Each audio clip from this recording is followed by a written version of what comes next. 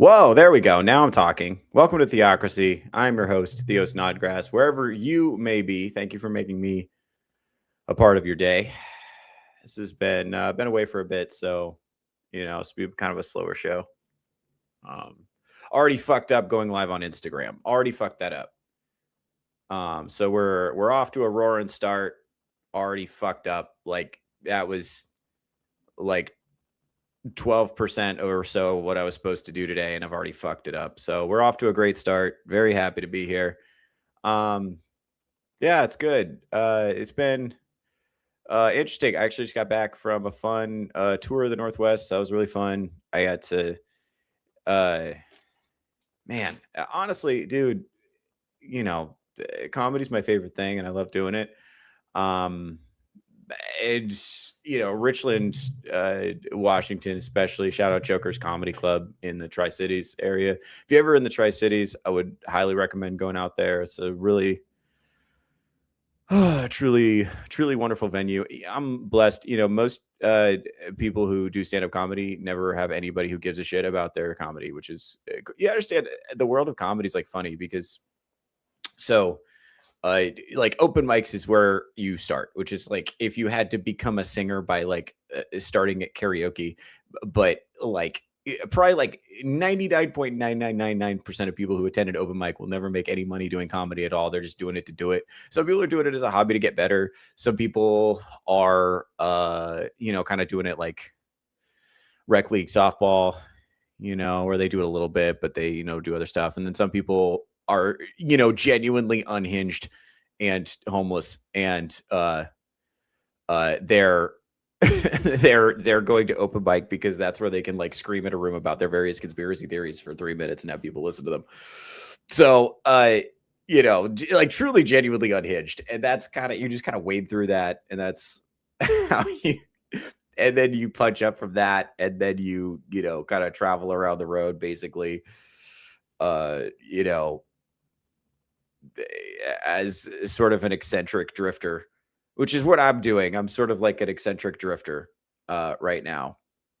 And then eventually, hopefully enough people give a shit about what you're doing that you don't have to be completely destitute. That's why I'm doing this show, by the way. I want to be absolutely clear. I would have zero social media presence if it was not 100% required for the life that I've chosen for myself. By the way, I like this, but this is like not like the work part. The work part is I have to release short, but I have a bunch of fucking shorts that I just haven't fucking released from this show because it makes them automatically for me. And I have a bunch of fucking comedy shorts that I just like would like to release, but just like haven't gotten around to making because there's a huge like backlog of bullshit. It's crazy. And it's like that and like accounting and like keeping a Google calendar. Most of it is like keeping a Google calendar and like doing fucking sending emails. Like checking my Gmail. Oh, I better check my Gmail. Let me CC on that. Let's circle back. It's the same gay shit. This is why I left the legal profession, by the way, so I didn't have to do shit like that. And now it's like I do that. And then sometimes I get to like be on stage, which is cool. But a lot of it is just like keeping a Google calendar and like sending fucking emails. By the way, there's way more of you in the live chat than I was expecting. I thought the show was going to be dead when I came back. So I really appreciate you guys being here because it would be gay if I was like sitting here like talking to myself. That would be like malignantly narcissistic. And I don't know if I could like sustain it. So I really appreciate it. Let's check in and see who's hanging out in the chat with me. Fucking Strider's here. What's up, buddy? Love you. Love to see you, man. Jack Foster 37. Hello, how are you? I'm doing good, Jack. You're welcome here, bro. I don't know what your deal is. I don't know what you're into. But he's in the Twitch chat, by the way. So, Jack, you are absolutely welcome here. Glad you're here. We don't get a lot of viewers on Twitch. Most of this content comes over on YouTube and Rumble, but always happy to see people in the Twitch audience because, geez, that's great. I mean, I am broadcasting on Twitch, so that's cool. Hey, Roguish Nerd is here. What's up, buddy? Friend of the channel, Roguish Nerd. Yeah, basically I've said this before. It's like I do the show at the time that I do it so that people who work for a living can like have a little bit of sanity during their day, because I mean, Lord knows the world doesn't make any fucking sense. By the way, something I've been doing, so you know, it's kind of common knowledge that I'm Catholic, so this is the season of Lent, which for me, among other things, usually you're supposed to participate in some kind of like fasting ritual. People talk about like giving things up, uh mostly, which is I don't like that. You're just like, just give up things that give your life joy, which is not the point. I personally, and this is a lot of people think of it this way, I like to give up things that are actively fucking up my life. And so one of the things that I decided to walk away from is, other than like, you know, marijuana and nicotine, obviously I've finally left that shit in the dust, which feels good. My head's a lot clearer. I can actually remember things, which is nice. But also I've walked away from short videos, which is, that's hard to quit for sure. But like, as in like the short, the scrolling, the TikTok style videos where you scroll and scroll and scroll. Although I am going to be like making and releasing them, which is, I guess, contributing to the fucking content slop. So I don't know how I feel about that, but it is what it is. I don't know if I can like on principle not make short videos, even though they're making everyone retarded. Like I actually like have to make them so that I can grow my like personal brand. It's just an expectation. So I don't know what I'm going to do with that. We'll see. But yeah, dude, it's I will say this, and I'm trying to read books again, which is, I've decided that I am going to be, I asked Grok, I was like, what should I read if I want to give myself a classical education? And it gave me a big fucking list. And it was like, bro, this might take you like 5 years to get through, just so you know. And I'm like, fuck you, Grok. I do what I want, but I'm going to do it. And it's just basically like, oh, yeah, these are the foundational texts of Western civilization. And I'm just going to go through it, because all of us, here's what's so crazy is, if you are educated at an American university, you spend like a week on Aristotle, and then you spend like 2.5 years on Foucault, who is for those of you who don't know, is a French postmodernist and sexual degenerate.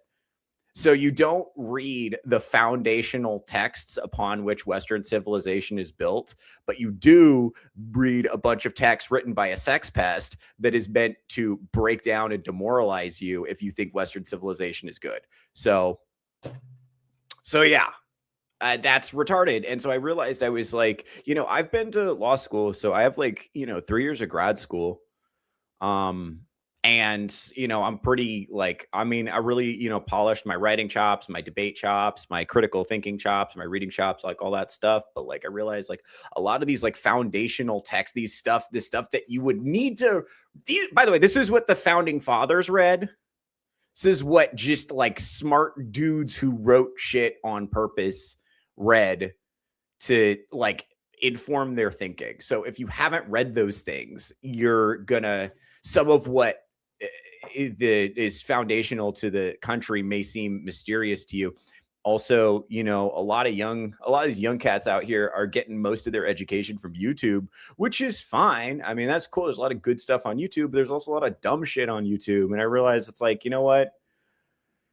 I'm probably consuming a lot of this dumb YouTube shit too. I'm making YouTube shit. I try to make it not dumb, but it's like, you know, whatever. It's only as smart as I am. So what would I, and I thought about it and I was like, okay, well, because YouTube shorts, like I went to fucking law school and I can't even like focus on like reading long passages anymore because of fucking, I've nuked my brain with fucking short videos. So I was like, all right, well, I'm just going to try my best to quit those, get my attention span back. I'm working on reading. I'm going to the library. I'm reading comic books right now to try to get my fucking reading skills back.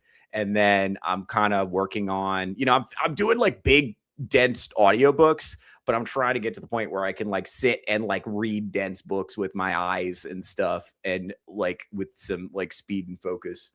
So we're going to work on that. And I think that's going to, you know, I really want to practice what I preach as far as that goes. And so a lot, you know, when I meet these young cats, a lot of them, like I'm telling them, read books, you know, read books. Don't just like, YouTube is good. There's good stuff on there. Read books, but it's like, okay. I just get great example. Okay, because of the short video economy, this is why like every guy under 25 is like pathologically obsessed with the nation of Israel. That's why that's happening, by the way, is that's like an internet thing. That's not, it's weird. Here's the thing. It's weird that everybody's like mad about the same thing. That's not normal. Like pre-internet, people were mad about a variety of different things. And there were still like memes and stuff that were like in the media or whatever. There was still zeitgeist, but this like super like fixation about this one thing. It's like, not that there aren't reasons to be pissed at Israel. Like, I'm not disputing that. But there's just like other things to like think about and be mad at besides the one thing. And especially like the degree to which it's turned into like pathological Jew hatred is like crazy. It's like you can like criticize the behavior of like billionaires, who are pushing like a negative agenda without being mad at like Adam Sandler. You know what I mean? So we can like have nuance in that discussion, but like the fucking nuance has been annihilated by the fucking short video economy. It's crazy the degree to which that's happened. Just insane. So, and it's driving fixation and like zeitgeist and stuff to a weird degree. I don't know. And I don't know how much of that is like algorithmically driven and how much of that is like deliberate and how much of this is like information war. It's so confusing because I don't like the fact that I think things because someone else told me to think them or like an algorithm told me to think them. I want to have ideas that, or if I'm going to get ideas that are someone else's ideas, I want them to be good. Like give me like Aristotle's ideas, give me Thomas Aquinas's ideas, don't give me like fucking, Steve in Iowa, who's going to tell me what's really going on, circling shit on his whiteboard. You know what I mean? Give me like fucking Thomas Aquinas's ideas. Let's see who else is in the chat. The fucking Striders, the new channel name. I called it. That's cool. Jack Foster. I talk about anything unless it's rugby. Well, I'm not going to be discussing a lot of rugby here, Jack. Got good news for you. I don't know anything about rugby. This is an American channel, so we don't really fuck with that. Bro, Orange and Black YouTube has fucking shorts. Yeah, I heard about that from a friend. No, I'm teasing. But yeah, I've been trying to get people to quit Orange and Black YouTube for a while. By the way, if you don't know what Orange and Black YouTube is, think about what website has an orange and black logo and hosts videos. And that's what we're talking about. Basically, we're talking about adult content here. That's one of my big things on this channel. This is crazy. Guys, can I say something? Like, I have been trying to get people to quit gooning. Like, I've been waging a one-man war on gooning and goon culture for the entire time I've been on the internet, basically. And it feels like I'm pissing on a house fire. It really does, because nobody wants to fucking listen. You don't understand. Like, if you want to free your mind from the bullshit that has been pumped in there by the internet, then you have to stop eating the slop. The slop is how they give you poison. And that includes eating the fucking poisonous food that they give us. It means fucking watching the poisonous Netflix content, which is like stupid and dumbed down and designed for you to watch while scrolling on your phone, and wants you to think that like, aberrant, relationship models are way more common than they actually are. Like that shit, like all of it is this, and it definitely includes the adult content, right? The free internet, like why? Like the point of it is to, I don't think most people think that there's like zero cost to consuming adult content, and I understand why they think that. Is it's cumulative. Like, it fucks with the way that you process dopamine, and if you try to quit it, there's a significant physical withdrawal. I don't know how this applies to women. I don't really know. I know they really like the fucking spicy books and whatnot. I'm sure there's some kind of corollary there. We talk about that a lot on this channel, but I don't know. I mostly focus on the issue as far as it relates to men, because I am a man and my audience is like 97% male. Shout out to the 3% or the 4%. Hopefully it's up to 4%. Shout out 4%. We love you guys. But yeah, it's mostly dudes watching the show. And I'm telling you, we got to quit the adult content because it makes you stupid. It robs you of your vigor and your energy in a way that is not perceptible. Like, it affects you like physically and mentally and cognitively. And people say, oh, but it makes you have unrealistic expectations of women. It's like, I don't know if that's true. That might be true. I'm not sure. I know what I know it does is it robs you of your vigor and your energy in a significant way. And it contributes to this cycle of dopamine spiking and crashing and spiking and crashing, and this general like malaise of depression that people are walking around in and having to numb themselves with. And that's all downstream of, it's all the slop. But like, you got, and it's not just, by the way, Orange and Black YouTube. It's also the girls clapping their butt cheeks together on Instagram and TikTok and whatever the fuck else you watch. Like, I mean, you just scroll through and it's just butt cheeks, butt cheeks, butt cheeks, butt cheeks. The fucking emperors of Rome did not see this many butt cheeks. And I'm going to say this, not a one of you is as cool as a Roman emperor, myself very much included, okay? It used to be way harder to get that much access to butt cheeks. I'm just saying. And the fact that it's like not is seriously fucking with your drive to go out and do shit. And I'm not saying that to be an asshole. I know that's like a super like buzzkill killjoy, like not cool. It's not like based in red pilled and alpha or whatever to be like, hey, stop jerking off so much. It's fucking with you. But it is fucking with you and you should stop doing it as much as you can. Like, you gotta start. Let's see. Dude, drop that list. Yes, I am going to drop the list at some point because I will also do, there's also the Touch Grass Approved Reading List, which is just books I happen to like that are foundational to the way I think about the world. But yeah, I'm going to go through this like classical reading list. The first one I'm reading right now is called How to Read a Book, which is like, so I've been doing reading wrong, which is fun to find out. Yeah, it's fun to find out that I went to law school not really knowing how to read properly, which is explains a lot.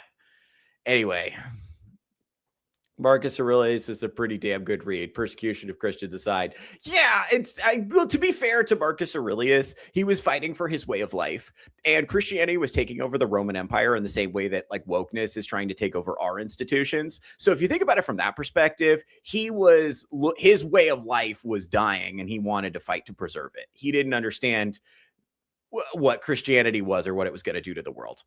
And if you look at how well Roman and Greek philosophy pairs with Christianity, by the way, not an accident. Thank you to Thomas Aquinas for that. But Stoicism and Christianity go together like peanut butter and jelly, you know, especially with Catholicism, which is like, obviously that's my faith background.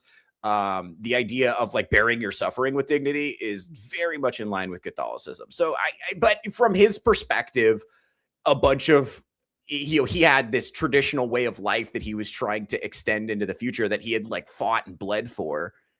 And here come these religious fanatics who are trying to supplant it by taking over the institutions. So from his perspective, you know, if you think about the way you feel about wokeness, that's probably how he felt about Christianity.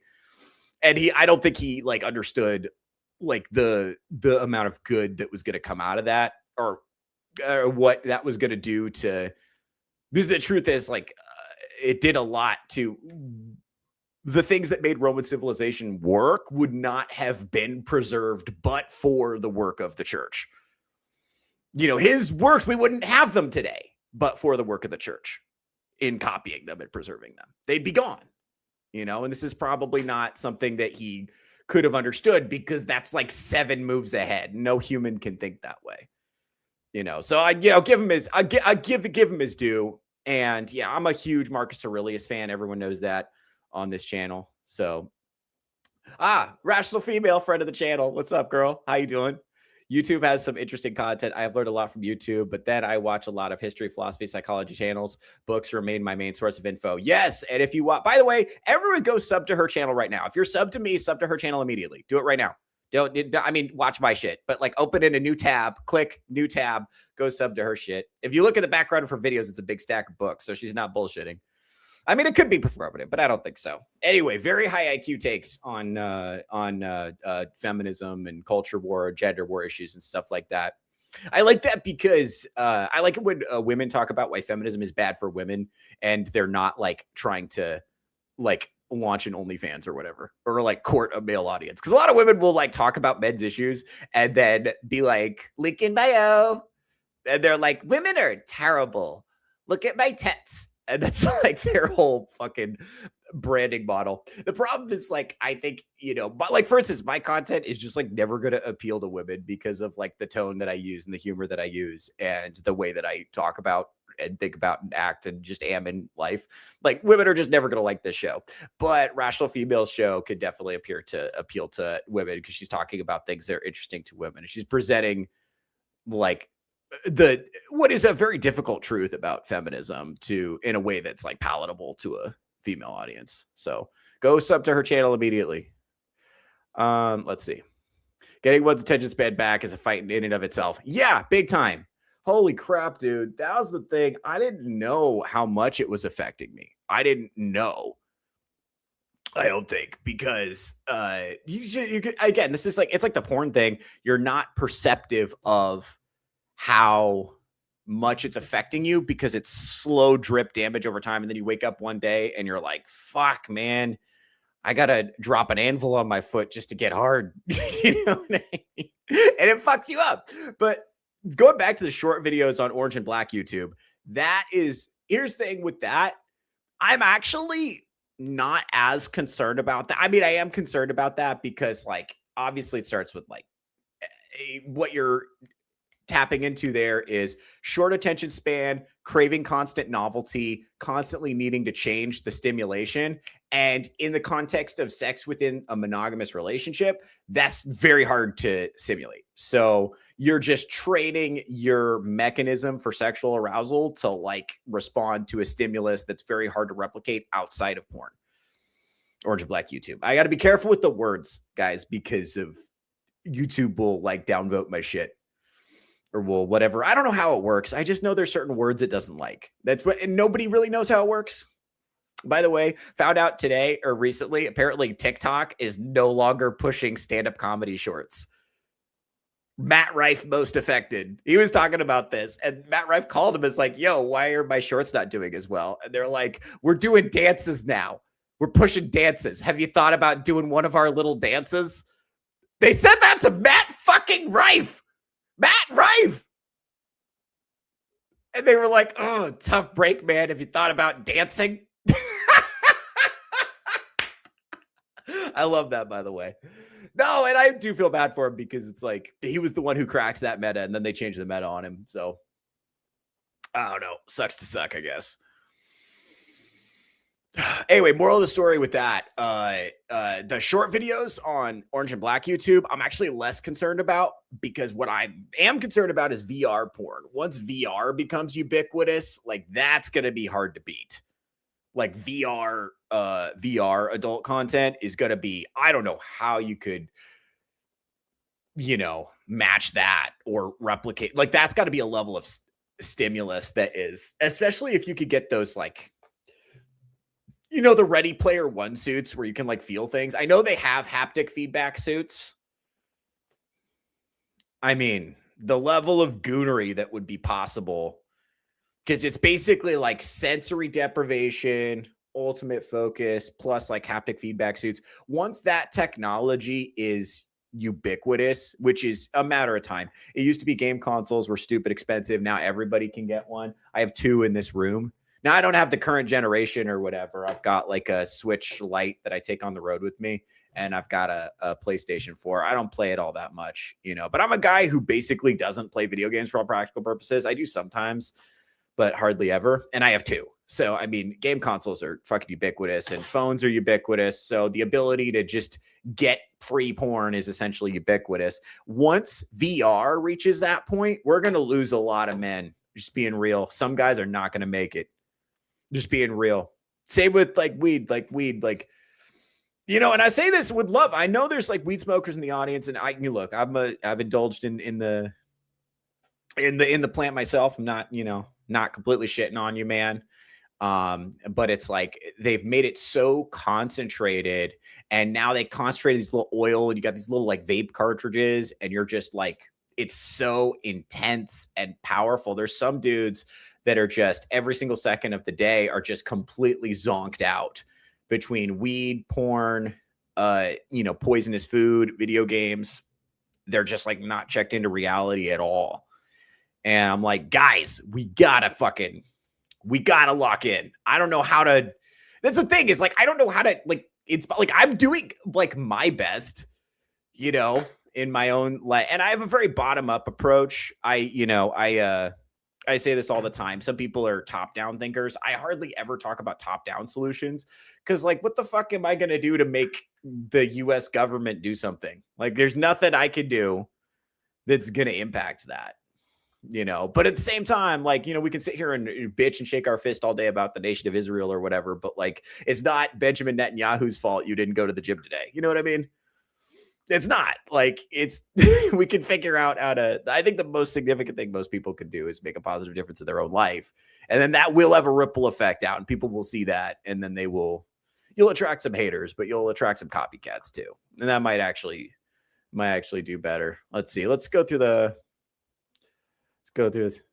I'm currently reading a book about Israel. Of course you are. What a queen. Let's see. Hold up. We can still be mad at Adam Sandler, but it won't be for international Jewry. It'll be for hack performance at Hotel Transylvania. Yes. Oh yeah, that's fair game. That's fair game. Look, if you want to be mad at him for being a hack, that's fine. Just not for being part of like a Jewish conspiracy. Wait, they're doing shorts for prawn? That's not real. Yeah, it is. Yeah, dude, it's real. It's 100% real. I'm glad you didn't know that. Good for you. Let's see. Short content on those websites is the end game of mind control. Yeah, big time. I actually think the VR, like I said, is going to be long term is going to supplant that. But yeah, in the short term, the shorts, that is going to just completely demoralize the population. I think, it takes away your, it just takes away so much of your energy and your ability to fight, your ability to focus. And the other thing, I think that the porn in particular fucks with your ability to form relationships, particularly for men. And I'm sure there's a corollary effect. I'm sure it's not a coincidence that there's so much like pornographic slop in the movies and books and publishing and all kinds of stuff that's being pushed on women. I'm sure they wouldn't be doing that if it didn't have a similar effect. I'm sure it does.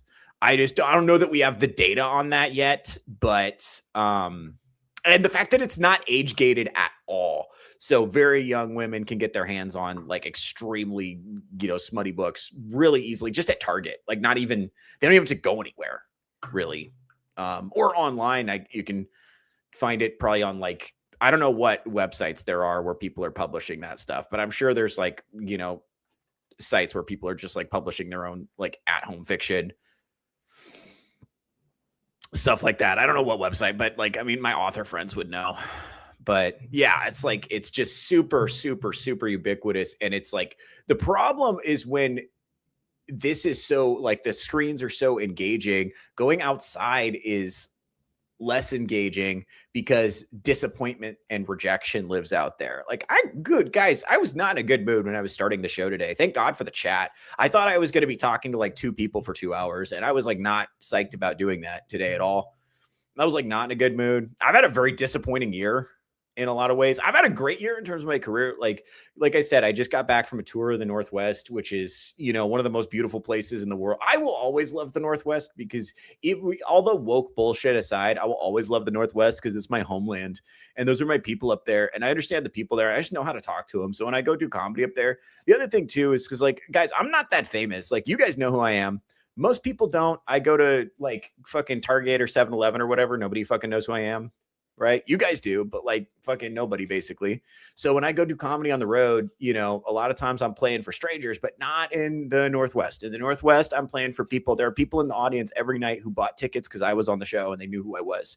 That's an incredible privilege. Almost like I said, the reason I was talking about comedy at the beginning of the show is to make that point. Almost nobody gets that. Almost nobody gets that. That's an incredibly rare thing. And I'm grateful for it. And it's the Northwest is the region for me where that's true. So, and I live in Las Vegas. So I'm not a big deal in Las Vegas at all.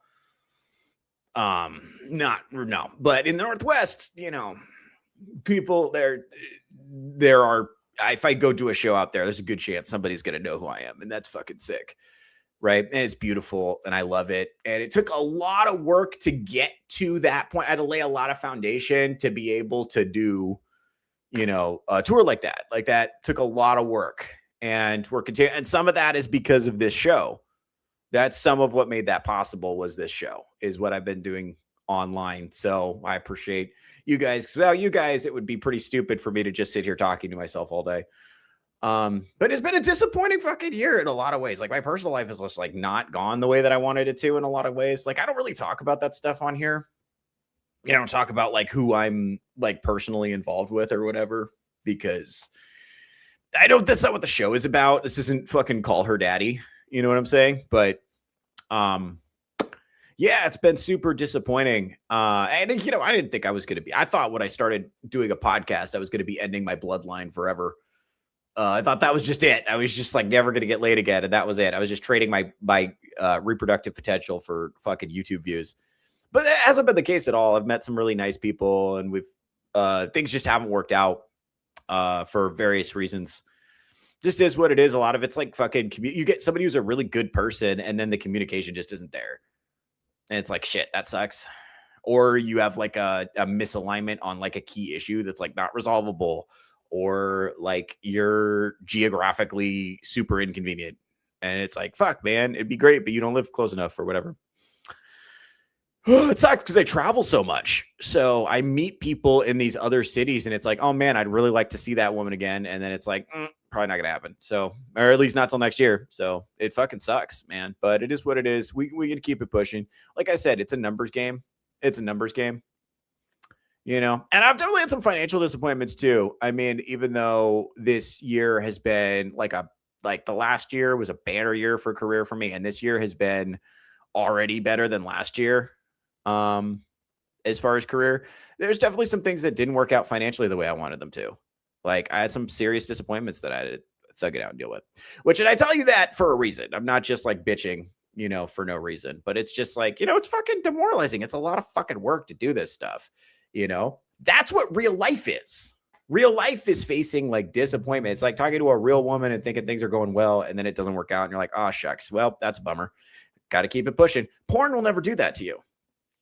Like real life is like, I'm going to work really, really, really, really, really hard on something and it's not going to make as much money as I wanted it to. And that's going to bum me out. But like video games won't do that to you. You know, real life is full of disappointment, but like the screens are not. The screens are just a slow drip of dopamine. But the fucked up part is it's like Tantalus, you know, where you're always just a little bit unsatisfied. You're always craving just a little more. You're always craving another hit. Like you're never full. That's what's fucked up about it. And that's how it keeps you coming back. It is like specifically designed to addict you. Not just you, me too. Like everyone with a human brain and a human nervous system and whatever. Like, even though I've quit short videos for the most part, I still will accidentally catch myself doing it. I'm like, wait, nope, put that shit down. You know, and then I'll catch myself like scrolling on, you know, Facebook or whatever. Facebook has been garbage for years, you know, so I'm not even reading anything. I'm just staring at a screen and scrolling. I'm not even reading anything. I'm just in the habit of doing that. You know, so breaking that habit is going to be a motherfucker.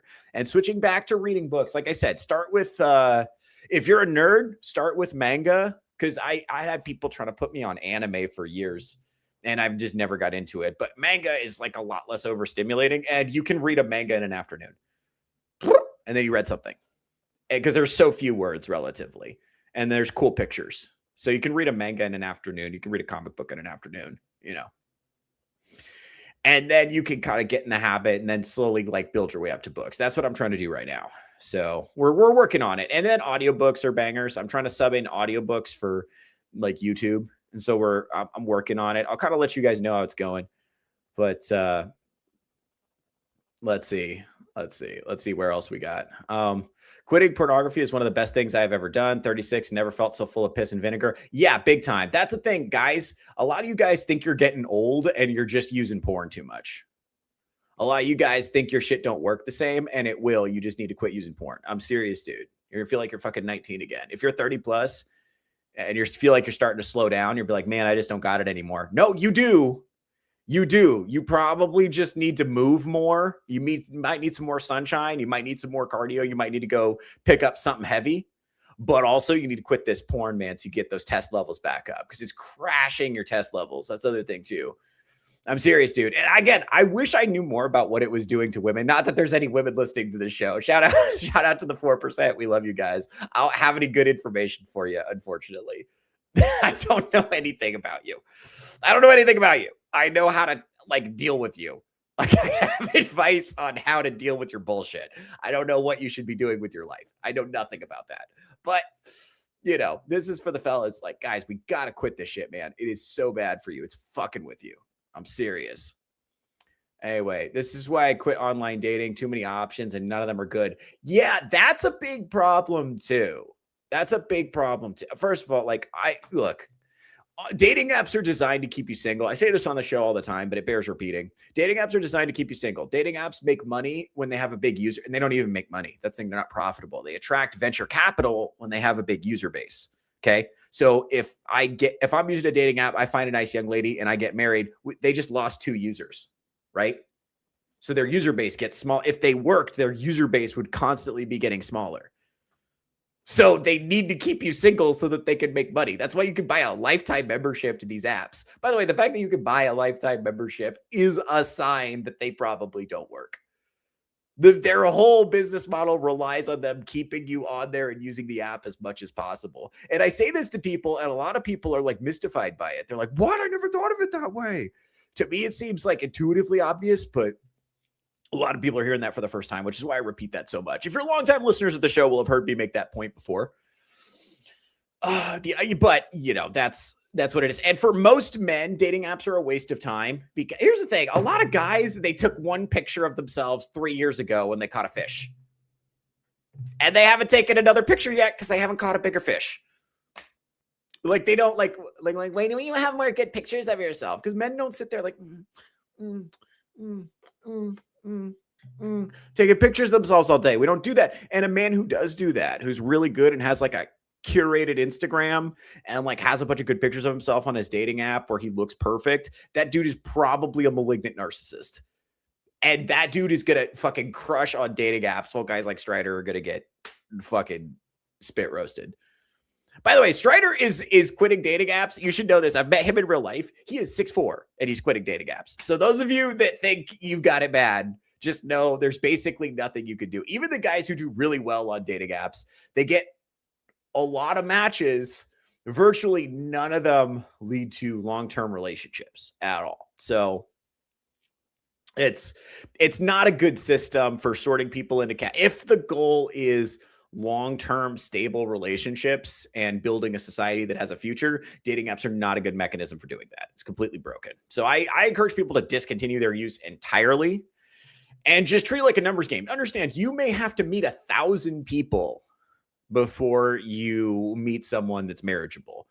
That doesn't mean you shouldn't do it. Just be realistic about the fact that it's a marathon, not a sprint. And you know, this is why it's helpful to like, you don't have to fuck everybody you meet. Like you kind of gotta get good at the 20-minute conversation. Just have like a 20-minute conversation with somebody and you can usually figure out where they're at values wise, you know? And this is a mistake that I make a lot when here's the thing, because I've been on both sides of it. I've been completely repulsive to women and I've been highly desirable to women. I've had both. And so you're always that person you used to be to some degree. So there's always a part of me that I'll be like talking to a woman and I'll be like, I'll forget that she's running game on me. So I'll say like, I'll basically give them the playbook of what they need to say to me to make me like them. And then they'll just repeat what I want to hear back to me. Like, gotta be careful with that. Cause like men are so susceptible to that. Because women are like very socially perceptive and they can read you like a fucking book. And if she wants to holler at you, because you have something that she wants, whatever that is, you know, then she will figure out what she thinks she needs to say to get your attention and then just say it. Like women run game too. So if you're a guy like Strider who's fucking 6'4", there may be some woman who's just like, okay, what do I need to say to get this guy to like me? And they just run game on you and they're not being authentic, you know? So that's tough. So that's why you got to get used to like just having conversations with people and seeing if their behavior is consistent over time and taking your time to get to know people.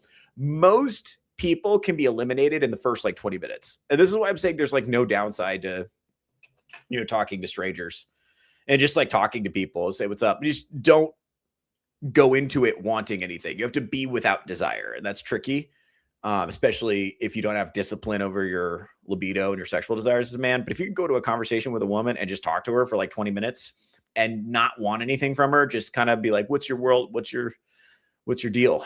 And then you just listen to her. She will tell you exactly who and what she is. And she probably won't try to conceal anything because she doesn't feel like she has to. And so you'll find out. If she sucks, you'll find out immediately in a lot of cases. And if she's pretty cool, maybe try to see her again. And then, but take your time. That's my theory anyway. Again, I'm sitting here unmarried, so I don't have a.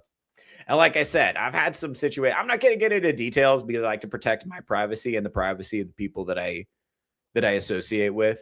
But this is the method I've been employing, and it has been. I will say, even though none of the relationships have ended up in anything permanent, the quality of candidates has improved significantly. And it's not been dating apps that I've been using.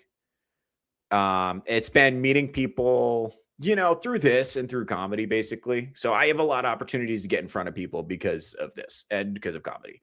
So because of just what I do with my time. So for some of you, that's like not going to work. So you're going to have to go fucking talk to people, which is a bummer. No, that's we're working on that. I still don't think cold approaches is a good idea. I think you should, because anytime you're walking up to somebody and like trying to impress them cold, you're going to run into trouble. I still think the best way is to like cultivate skills and then see who starts buzzing around. And then you kind of pick from the women who are buzzing around are really your options. It's not like that random hot girl at the gym is cool, but like that's probably not really an option. It's the women who are like buzzing around, paying attention. Lay you dying. That girl. Whatever girl is like consistently bothering you to figure out what you're doing, that's the girl you could probably, have something with. So figure out that. If you don't like the girls who are buzzing around, then do something different with your time. Let's see. Jerking off is one of those things that keeps the crowd off your head cakes. Yeah, big time. Big time. Yeah, rational females here. What's up, girl? That jingle before the video in dark YouTube is absolutely designed to encourage a Pavlovian response. Yeah, big time. That's crazy. I didn't think about that, but yeah. You should try saying corn instead of, yeah, that's what I do because I noticed other YouTubers saying this. No, that's a good point. I should say corn. It's weird. I know, like, as a rational person, I just feel childish using terms like corn and grape and so on, but it is necessary to accommodate the YouTube algorithm, which is a huge bummer. Like, I had a video I was doing one time. I was going to have a debate about corn and censorship on my channel, and I put the word in the title, and it just fucked everything. So I didn't even think about it. Because like I'm a rational adult who wanted to have a discussion between other rational adults. And we had some serious disagreement amongst the people that I associate with about what role, if any, government censorship should play, which is a valid question. That's totally room for good faith disagreement within that. One of the cool things about these right of center spaces is there is so much good faith disagreement, and we can kind of like come different. I wanted to just see how that plays out. I wanted to just host it, but it's like the problem is we take away some of the words, or like unalive is another one that irritates the fuck out of me.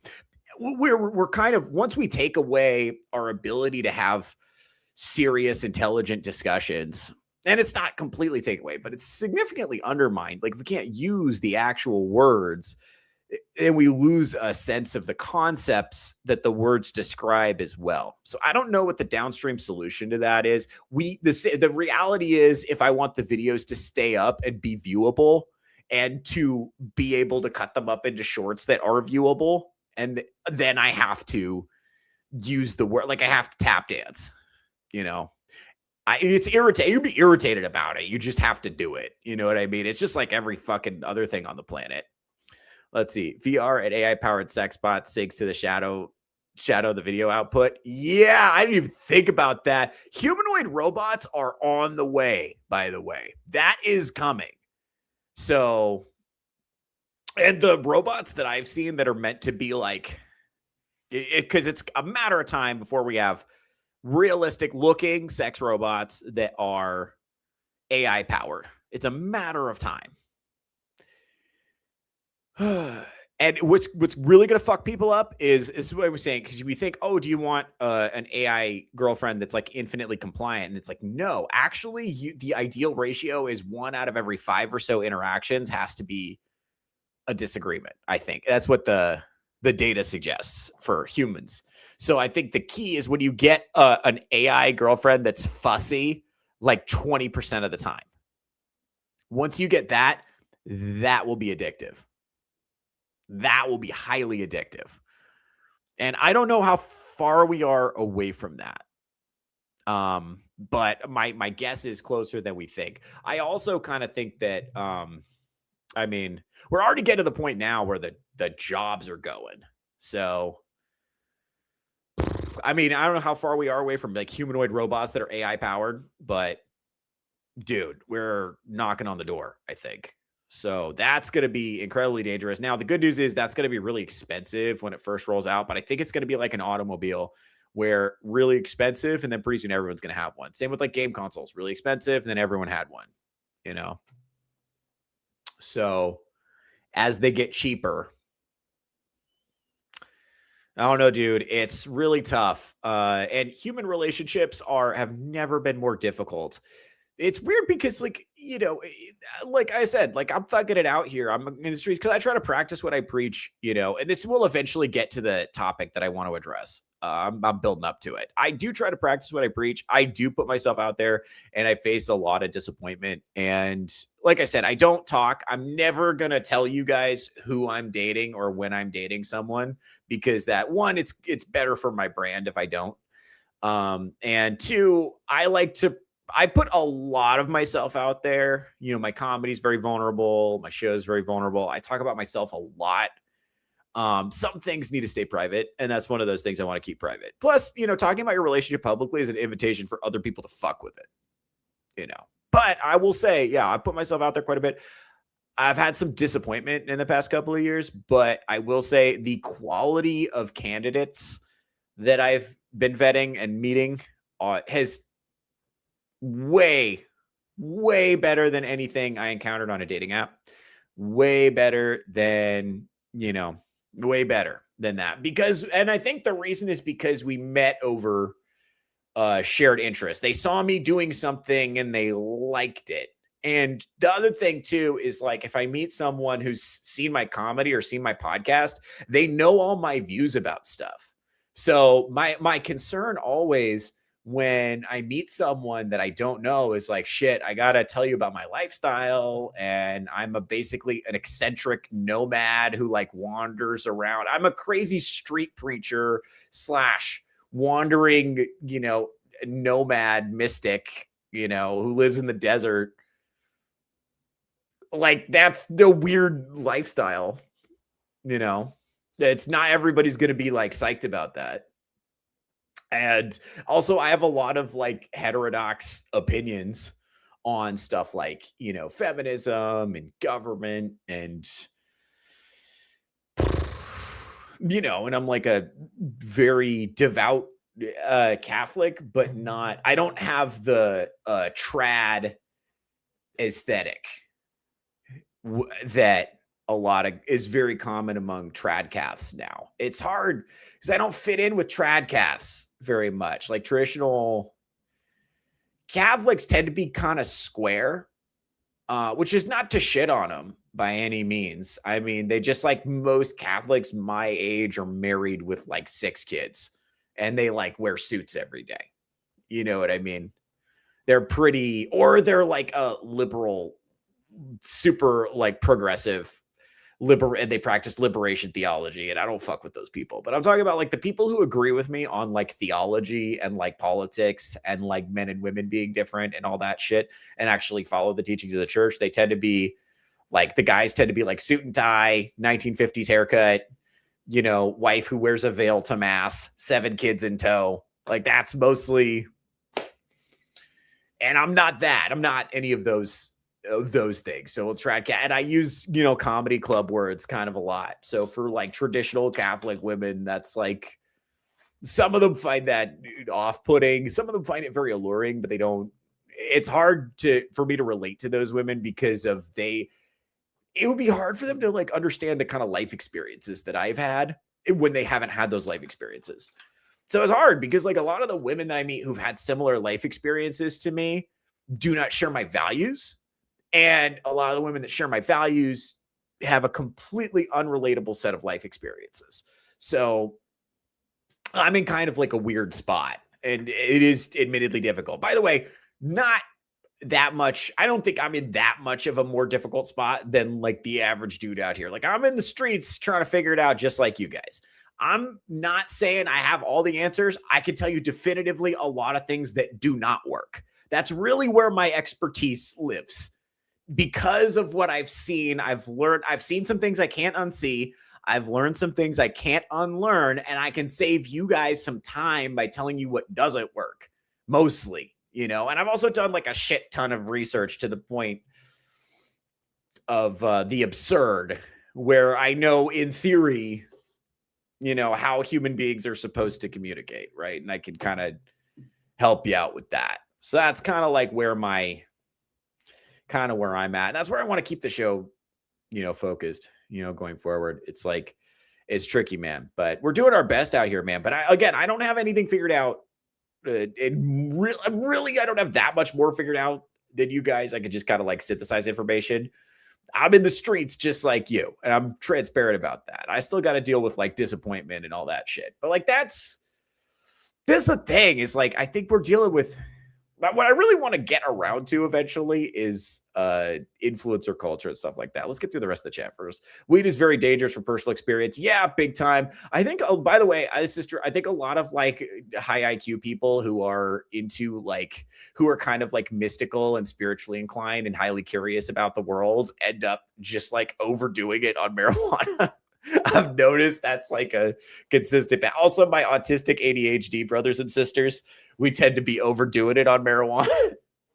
It just is what happens. It just fucking is what it is, bro. And the thing is, like, you understand about weed. So when your parents, or if you're a millennial, your parents, I don't know what you fucking Zoomers are up to, but like the millennial, your parents in the 60s and 70s when they were smoking pot, that was like 1% to 3% concentration. The weed they're smoking now, the low end is like 15 to 18 to 20%. High end is like in the 90s, and then like these fucking pens where they're fucking smoking. It's so concentrated, you can actually induce, you know, psychosis. It's not a fucking joke, man. It's you can really overdo it on marijuana, and it makes you stupid and slow and like, I don't know. You really stop doing it because it fucks with my ability to perform. Every once in a while, I will smoke weed if I'm with a second person. You know, and if shout out Vagabond, friend of the channel, not in the chat today, but shout out to Vagabond, friend of the channel. Next time he's in town, we're definitely going to pass a joint back and forth, but like not, you know, but like if I'm in a place where it's legal and we got and I got a couple, 3 guys and we're just having a good time playing poker or whatever, then yeah. But if it's just like me by myself in my bedroom, that shit will take you to a dark place, man. It really will. And I know we like to say it's like not addictive. It's like, yeah, that was like the 1% to 3% weed the hippies were smoking. That shit was not addictive. But what they got now, man, I don't know, man. A lot of these cats out here are behaving a lot like addicts. Seems like they need that shit to function. You know, see, clit is such a dangerous personality trait on TikTok. It's like men bragging about their browser's habit. Yeah, dude. The fact that they're so open about it. And first of all, the phenomenon of women using TikTok as their personal diary has done irreparable damage to the sexes getting along together. Like, I think that's one of the big problems is like women just told us a bunch of shit we just didn't want to hear. And now we know how fucking gross they are. Like, it used to be only a tiny percentage of men knew that, and now everybody knows. And it's like, oh, fuck. It's just shattered this Western mythology of like women being these pristine, you know, morally virtuous figures, you know, by nature. It sucks. And also, by the way, women have seen a lot of stuff from men. Like, they've seen all what people I don't think understand is that like it's only like the angriest 5% of the population that are leaving hate comments on the internet. That's not broadly representative of how people feel. But women are seeing the angriest 5% of men. That's the men they hear from the most. So they're not hearing from like Strider or Rogue Nerd, just guys. who have jobs. Like Strider's at fucking work right now. Rogue Nerd is at work right now. Rogue Nerd is, you know, I happen to know him. He's a married guy. He's got a daughter. He doesn't hate women. He has 2 of them in his house. Probably finds them annoying sometimes because there's 2 of them in his house. You know, but like, he's just a guy. That's 90% of dudes are just a guy, just vibing, just a guy. He's not scrolling through TikTok every day looking at it for OnlyFans whores to leave mean comment. Fat, always the 2s. Yeah, he's not doing that. You know what I mean? It's like Margot Robbie is washed. Like, what are you talking? That's not 90%. That's like maybe 5% of dudes are doing that. But women are interacting with those guys the most online because that's what they see and that's what gets boosted. That feeds in the hate cycle. This is, by the way, if you're interested in hearing more of this is the kind of shit Rational Female talks about and tweets about. So one more time, shout out to her. She's moving the tide in a positive direction. So let's get some motion over there. She's gained like 1,000 followers or something in the last like month or 2. So she's got motion. So let's get motion in that direction. We got to get a spotlight on anything that's moving the content in a positive direction. It's only the angriest 5% though of men that are leaving the comments, and then women are seeing that, extrapolating that to be broadly representative. Just like this is what we talk about all the time. It's like the angriest, most obnoxious women are the loudest. And I think men extrapolate that to think it's, you know, maybe more common than it is. Now, the problem is it's like not every woman is like the feminist, but basically all women are at least a little bit feminist now. At least almost every single one that you're going to interact with, whether they know it or not. Even the ones who are like explicitly like, I'm not a feminist, they believe a lot of things that came from feminism without even realizing it because it's so ubiquitous in the culture. It's just like the water that they swim in. And it's the same and a lot of men believe things that are feminist too without knowing it. Even men who are explicitly like anti-feminist, they'll still believe feminist presuppositions about reality. They're fundamentally wrong. You know, like the reality is that like men and women are differ in really important ways. And if you fail to recognize that, you're just going to get really frustrated dealing with women. You're going to get really frustrated if you expect them to like think and act and communicate like a man. And I think feminism tries to tell us that if men can't think, act, and communicate like women, then they're toxically masculine. And if women can't think, act, and communicate like men, then they're subjugated by the patriarchy, or they're like some kind of inferior woman, you know, because they're not girl bossing it up. And that's just like wrong about reality in a serious way. Just like non-start. Everything built on that presupposition is wrong. And every conclusion you get after that is going to be stupid and wrong. So that's critical. That's critical that we like just like embrace that. But yeah, it's like, unfortunately, women using TikTok as their personal diary has just done irreparable damage to the relationships between the sexes. The sooner we can get a lid on that, the better. Because that's also, it's the economy of woman posts how much she loves book porn. Men leave angry hate comments. Feminist creator highlights comments, makes video about them. Men leave more hate comments. Hate response videos ensue. You know, the whatever podcast. I don't know if it's into that somehow. Man, yeah, it's been fucking horrible. And people just sniping at each other. And that's algorithmically pushed because rage creates engagement. So it's a fucking bad. This is why I'm saying we just gotta quit the short videos. We just gotta stop participating. Because if we stop watching it, they'll stop making it. And if we get our attention spans back and start reading good books again, because there isn't really a literary zeitgeist right now, because all the books are porn.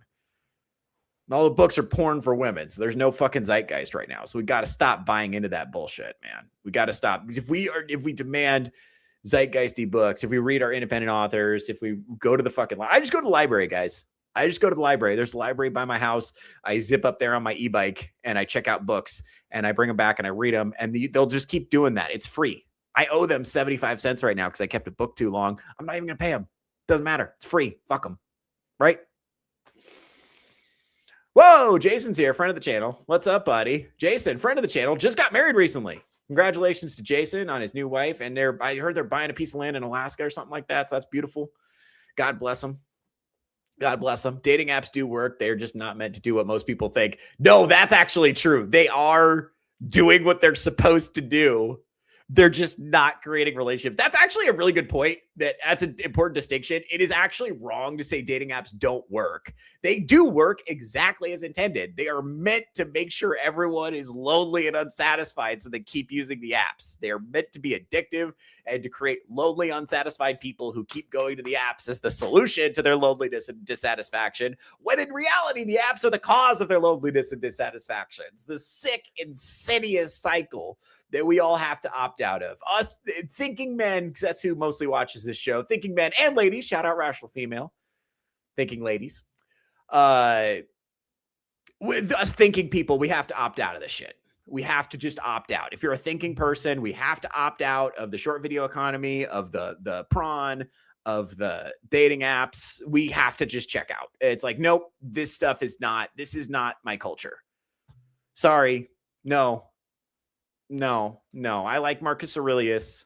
I like Ernest Hemingway. I like George Washington. I like Thomas Jefferson. I like Alexander Hamilton.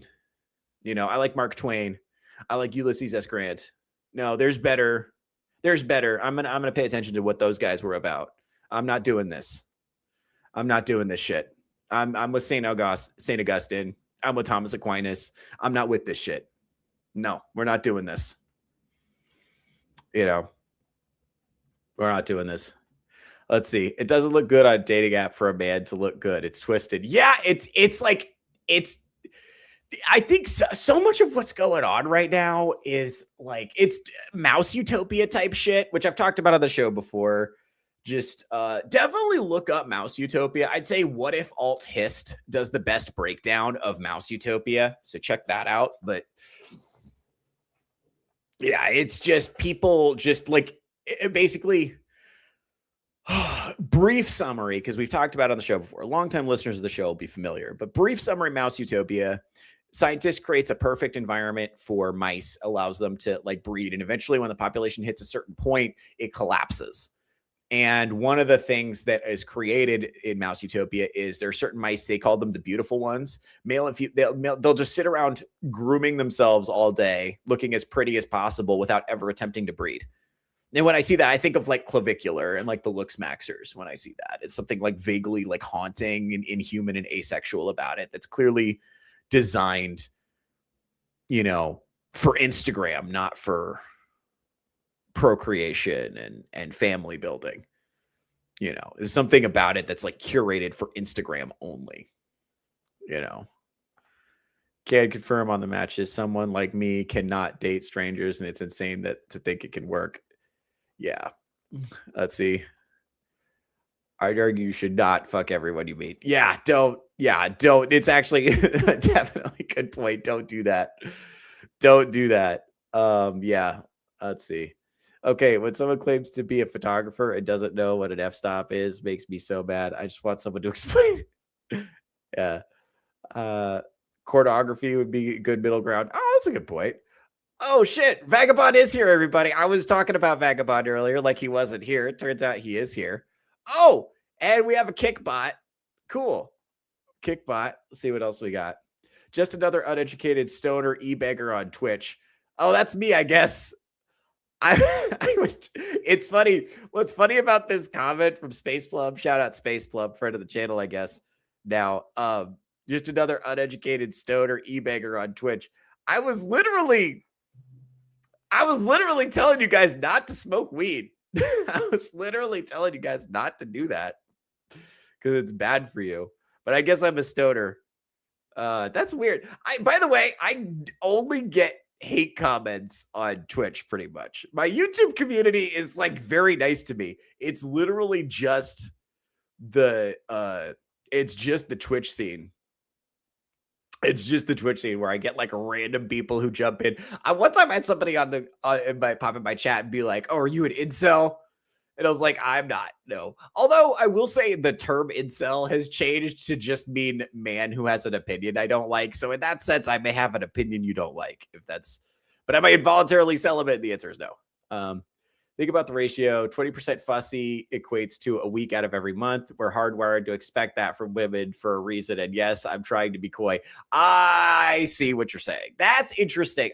You know what's funny is I had not thought of that, but you might actually be right. That might actually be science. That's some bro science, but it is science, or some bro science there. We love it. We love it. Honestly, any kind of like bro science is welcome here. We love that. We love the Evo psych from the chat. Let's see. I guarantee AI sex boxing companions exist. They're not public yet, working on mass production. Yeah, I bet you if you have enough money, you could probably just get one. There's probably somebody who has one already, or at the very least, it works in a lab somewhere. There's probably a prototype at least. I mean, fuck, man. Here's the thing. I'm not up on the tech world like that. And I'm not even saying like we should, like, I'm not as technophobic as I used to be, obviously. I mean, look, this is a very high-tech show that I run compared to, I mean, people who know me, if you go back to the early days of this show when I didn't even have like a real fucking microphone, you know, or my other, I guess, way back in the beginning, like I've significantly upgraded the tech that I use to do this show. For sure I have. And so I'm embracing tech to the extent that I can, or the extent that it's like feels worth it to me. But like, yeah, dude, we gotta make sure that we're not just like fully simulating reality. Yeah, AI in its current state can already convince the mentally weak to believe just about any delusion. That's not even advanced AI consciousness, just a large language model. That's a really good point, guys. So AI psychosis is fucking real, guys. People are just going nuts talking to chatbots. It's like, and there's so much loneliness now. Sometimes like talking to a chatbot is like people's only option for interaction, at least the only thing they know about, which is crazy. Inner city Catholic school kind of vibes, big time. I'm here. Oh, Vagabond is here. He was here when I was talking shit about him. God damn it. This is why I need to keep up with the chat gang. This is why. Yeah, let's see. The annoyance is real, but they make life worth it. Yeah, that's what I'm saying. It's like it's normal to be a little bit annoyed with women sometimes. It's like not normal to like pathologically hate them with your like just like they're annoyed with us, but they like it's not normal to like build your life around hating men, which is what a lot of these women have built like relatively lucrative platforms. So now their income and livelihood depends on them hating men, which is wild. That's not a recipe for happiness. And a lot of these women, especially the women who make like first date content on TikTok, it's like, I went on a date with this guy and I had to walk out because he is, and they got some reason why, some bullshit reason, like his eyebrows were too close together or whatever. But their whole like platform is built around that. So now they have to keep doing it. So they have to keep going on first dates forever, or they don't have money. And it's like, that's not good. That's not good. So that's you know, getting into like a losing cycle. Yeah, but we're getting into influencer culture a little bit. I do want to get through the rest of this fucking chat so I can get to, I do want to talk about influencer culture a little bit, because we just had that Netflix documentary by fucking Louis Theroux about the manosphere, and I wanted to touch on that. That's where the title of the show comes from, although I didn't talk about it at all in the first hour. I was kind of touching on the gist of it, but yeah, basically I wanted to touch on that a little bit. It's important that we also acknowledge the unwitting feminist infiltration into churches. Yeah, big time. A lot of churches have been just completely undermined by, whether they know it or not, by feminist presuppositions that contradict scripture. And they're just doing it because it's comforting, and they're trying to placate female congregants so that they get a lot of attendance. A lot of times, like because no one tells them no. Like I've seen this happen, you know, on the Catholic side of it as well. Like the overbearing women will kind of, through means of the church council, just kind of take control of a church and really drive the direction of the zeitgeist within the church. And that's, of course, that's going to have an impact on the parish priest, because it's his job to keep the seats filled. So it definitely happens. And so keeping people placated emotionally becomes secondary to telling them the truth. And the one thing we know about telling people the truth is that it can be very upsetting sometimes. Like with the truth that of Christianity is very difficult. It's like not fun. It's very difficult. It's very hard to manage, and it puts a lot of responsibility on you as a person to do things you'd rather not do. That's not a popular, like, fun thing to hear, but it's good for you. But it's not fun. It's like medicine. It's like, oh, this is icky, but it's good for you. So that's tough. Short content is the bane of civil discourse. Yeah, I've noticed the quality of discourse has fallen off really significantly, and people's ability to just like be respectful to each other has fallen off a fucking cliff.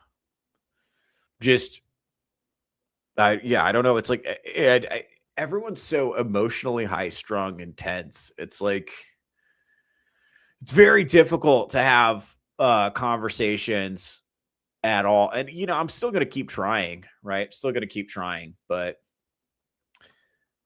thank you. We just arrived. Got my computer working about an hour ago. Hell yeah. Hell yeah.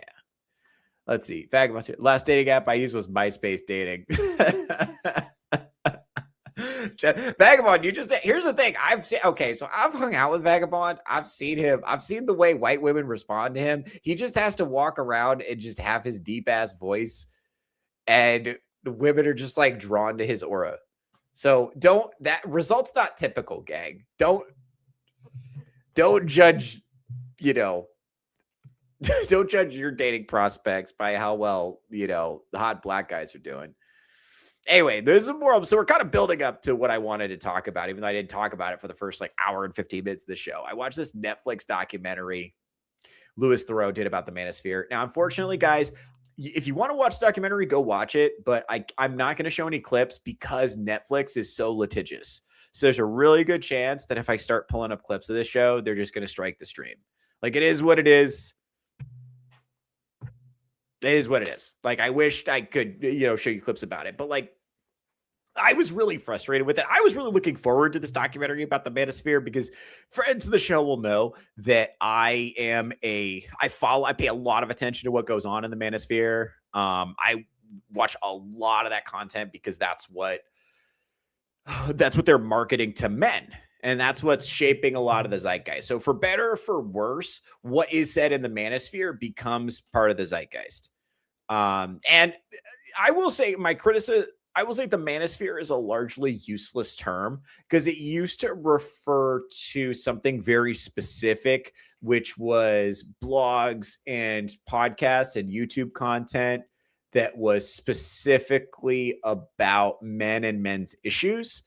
So that was MGTOW, men going their own way. It was pickup artists. It was red pill content. And other stuff in that vein, incel no, it wasn't incel at that time. It would have been like black pill content, which on all these things mean different things now. So it was a relatively small, relatively niche community that was a lot about critiquing feminism, but also talking about men's rights activists would also fit into that category. It was a really niche community that was like not that common. And it's like really, but now the way they use manosphere, like Jake Paul is part of the manosphere and like Andrew Schultz is part of the manosphere and Theo Vaughn is part of the manosphere. Joe Rogan is part of the manosphere. So if manosphere is that broad, it's now just like any podcast with a male majority audience, which is like every podcast. It's like every podcast with a male host basically has a male majority audience. So that's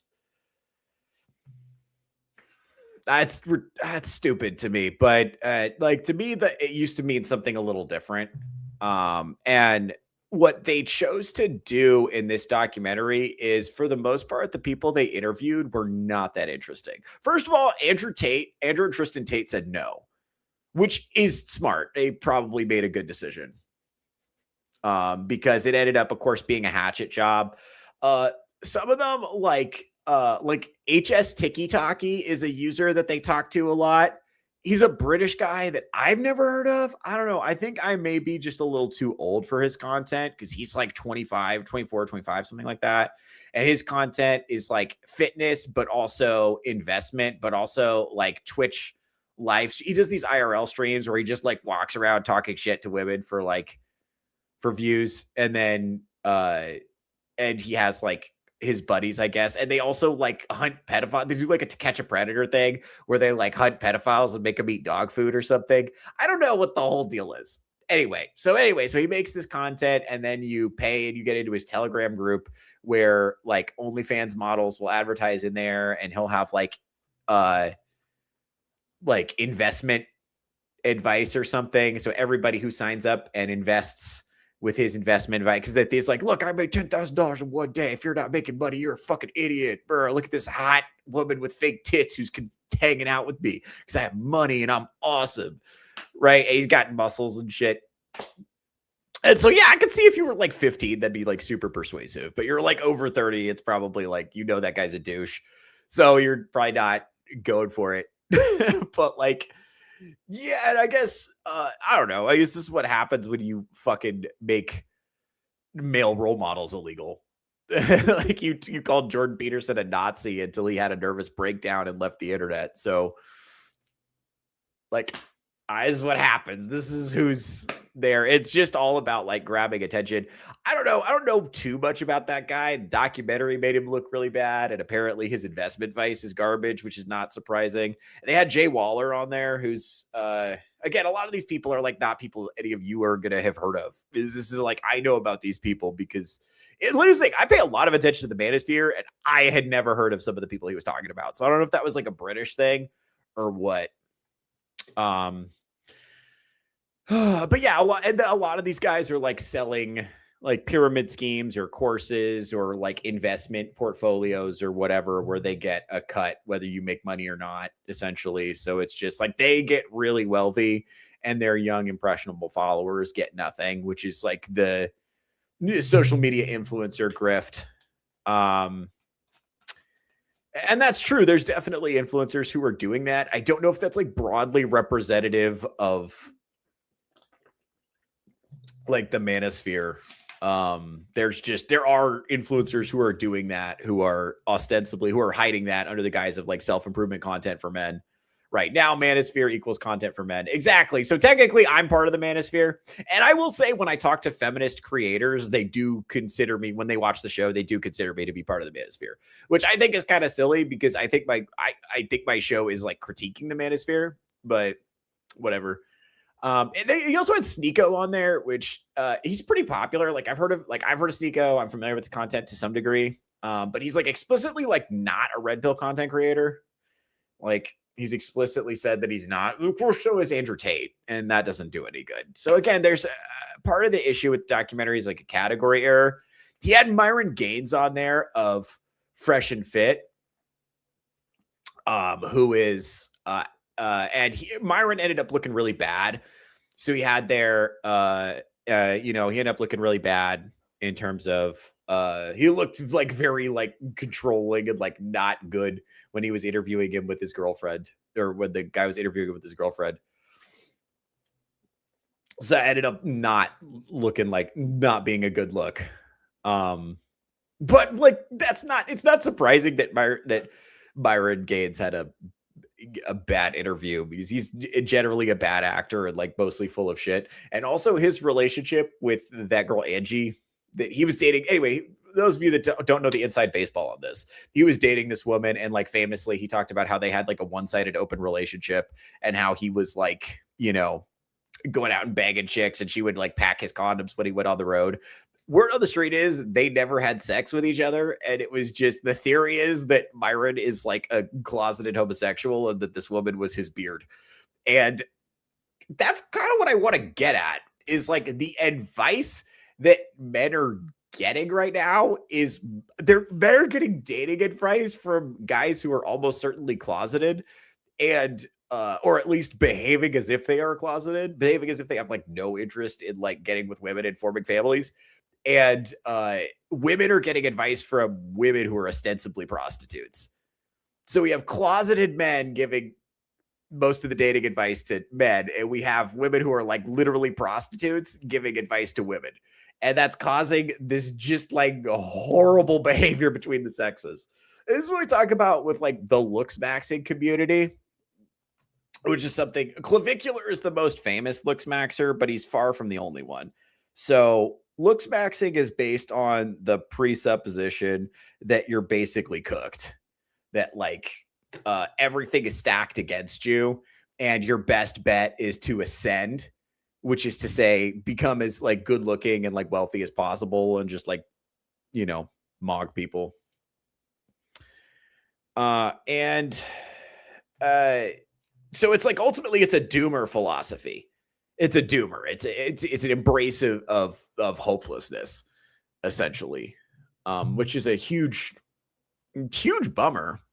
But it's like this is downstream of a generation that was raised on Instagram, where with like Instagram and the internet and TikTok and dating and stuff, looks are way more important than they ever have been before. Appearances generally are way more important than they ever have been before. And we have basically gotten rid of any social concept of what virtuous masculinity looks like. So that has resulted in a bunch of people who just decided to absolutely double down on appearances as a status game. So instead of becoming virtuous or going to war and winning glory and honor for your civilization, or building a cool statue, or building a wall, or building a house, or starting a farm, or doing any of those other ways. In previous societies, there were lots of different ways that a man could be not a loser. But now we have a society that just makes a lot of male losers. We have an overabundance of male losers. There's relatively few ways for a guy to be a winner. And a society with a lot of male losers is not good for women because they don't have any, women are attracted to a wide variety of things. Different women, a lot of different women like a lot of different things. So that's good. But if you just like create a society where there's a ton of male losers and very few male winners, then you're not giving women a lot that they're going to be interested in. And then they're going to be unhappy. And then they're going to bitch about how men are losers. The men are like, I fucking know, but there's nothing I can do anything about. Can't do anything about it. Right. And that's kind of the situation that we're in now. So the looks maxing is a response to that, where it's an attempt to follow one of the narrow trajectories to becoming a winner. But the problem, it seems like there's something like almost like asexual about it. Like it seems like Clavicular's goal is to be like a real life Ken doll. It's almost like not, and he's always seen out with girls, but it does seem like it's mostly for appearances. It's for the camera. Like there's no indication that he, there's some reports that he's sterile. I don't know if that's even true, which would be a hilarious turn of fate. It's like literally there's like no point in this. I think for most, men of virtue, the point of being desirable to women is to get a good one, form a family, and create a legacy that exists when you're gone, Part of this is we've completely undercut the idea of duty. We have no sense that there's no sense that you owe something to the society that you live in, to future generations, or to your ancestors. It's just your only duty. Our highest good is like freedom and do whatever you want, do whatever feels good right now, which is a pathway to hedonism without any overriding sense of duty. That's why the founders believed that freedom could only exist with like a religious and moral people. It was because you need some sense of like overriding duty. Otherwise it just becomes like stick your dick wherever, which is like, if that's most people's like most sophisticated idea of what freedom means, which is not good. You can't build a society off that. It's like the reality is we have a duty to our ancestors to continue the society to the future. We have a duty to our society to buy in, to maintain, and to improve it to the best of our ability. We have a duty to future generations to not only create future generations, but also to leave them something worth having. Those are all duties, and we've completely gotten rid of that sense. And now if it's like this, where a lot of the A lot of the red pill advice comes across as very selfish. One of the things I found frustrating about the documentary is they didn't talk to the most interesting thinkers in the space, like Rollo Tomasi. Nobody will talk to Rollo Tomasi. Everybody is quoting his ideas. Everyone is quoting his ideas. They quote his research. They quote his data. They quote his insights and his analysis, and they won't say where they got it. And none of these documentary filmmakers will talk it. By the way, he and fucking the guy he does the podcast with, Mike Sertan, they just dropped a documentary about OnlyFans, which I have not watched, and I definitely want to. That one I could probably show clips from when I watch that, so I'll keep you guys posted. But yeah, they're basically it's the monetization of loneliness and how it's just like fucking with everybody, which is, by the way, way more interesting than that fucking Manosphere documentary, which was a foot deep and a mile wide. It was very shallow. There was not genuine curiosity, and he didn't demonstrate that the Manosphere is causing any harm. Like, some of these guys he definitely interviewed some dipshits. Like, Vagabond's actually making a great point. HS Tiki Taki's on the run from law for crashing an expensive car and dipping out. That's true. Sneeko is a fake Muslim that copies Andrew Tate. Also true. But yeah, it's like, these people are like really popular. They're like, thought leaders among, young men. But this is what happens when you get rid of all the concepts of male virtue and you basically say like men are like toxic and like bad for society, and everybody who tries to present like a good example of like virtuous aspirational masculinity gets called a Nazi, get chased out of society. That it creates only the edgiest, most controversial, content creators are going to be able to survive in that ecosystem. Like, that's what you did. Like, you created this. Something similar has happened with women. It's what I'm talking about when there's like a low trust environment. So you have a lot of these guys are like, some of the advice from like Myron, for instance, is like, he says that men should make $100,000 a year and have sex with 30 women and be at least 35 years old before getting married. And it's like, okay, so if you're a dude, and he recommends, a lot of these guys recommend like spinning multiple plates, which is to say, dating multiple women. And Rollo Tomasi, as much as I admire his research and his analysis of social dynamics, and he's building on the works of Vox Day, which Vox Day is another one. You got to just read his shit, man. This guy was like plugged into some stuff. It wasn't always like retarded short videos. Like, there used to be some serious like intellectualism going on in this space before the short video idiotification of everything. There was some serious analysis of social dynamics that was happening that described reality with a unvarnished clarity that you rarely see. You can't even say some of the things Vox Day used to say in public now. I mean, you can now, but like, he definitely was like a pioneer in wrongthink. And then Rollo Tomasi is kind of built on that. But even Rollo Tomasi, his advice to young men is to like get a vasectomy at 20 and like never get married. By the way, this guy's been married for over 20 years himself, but his advice to men today is like, don't get married. And I understand why, with people say because of like alimony and divorce and stuff like that, that marriage is like not worth it. What I would say to that is that secular marriage is probably not worth it, but people who, for instance, marriages within the Catholic Church and within the Orthodox Church have a substantially lower divorce rate than the national average. So I think there are ways to do it that are still worth doing and worth pursuing. I do agree that like secular vibes-based marriage, which is what a lot of people are doing, which is like the girl wants to have a wedding and she feels good right now. And when she doesn't feel good anymore, she's going to feel like getting a divorce. Like, I agree that's stupid. But like, if you're built on like shared religious principles, then I think you can still make a marriage work.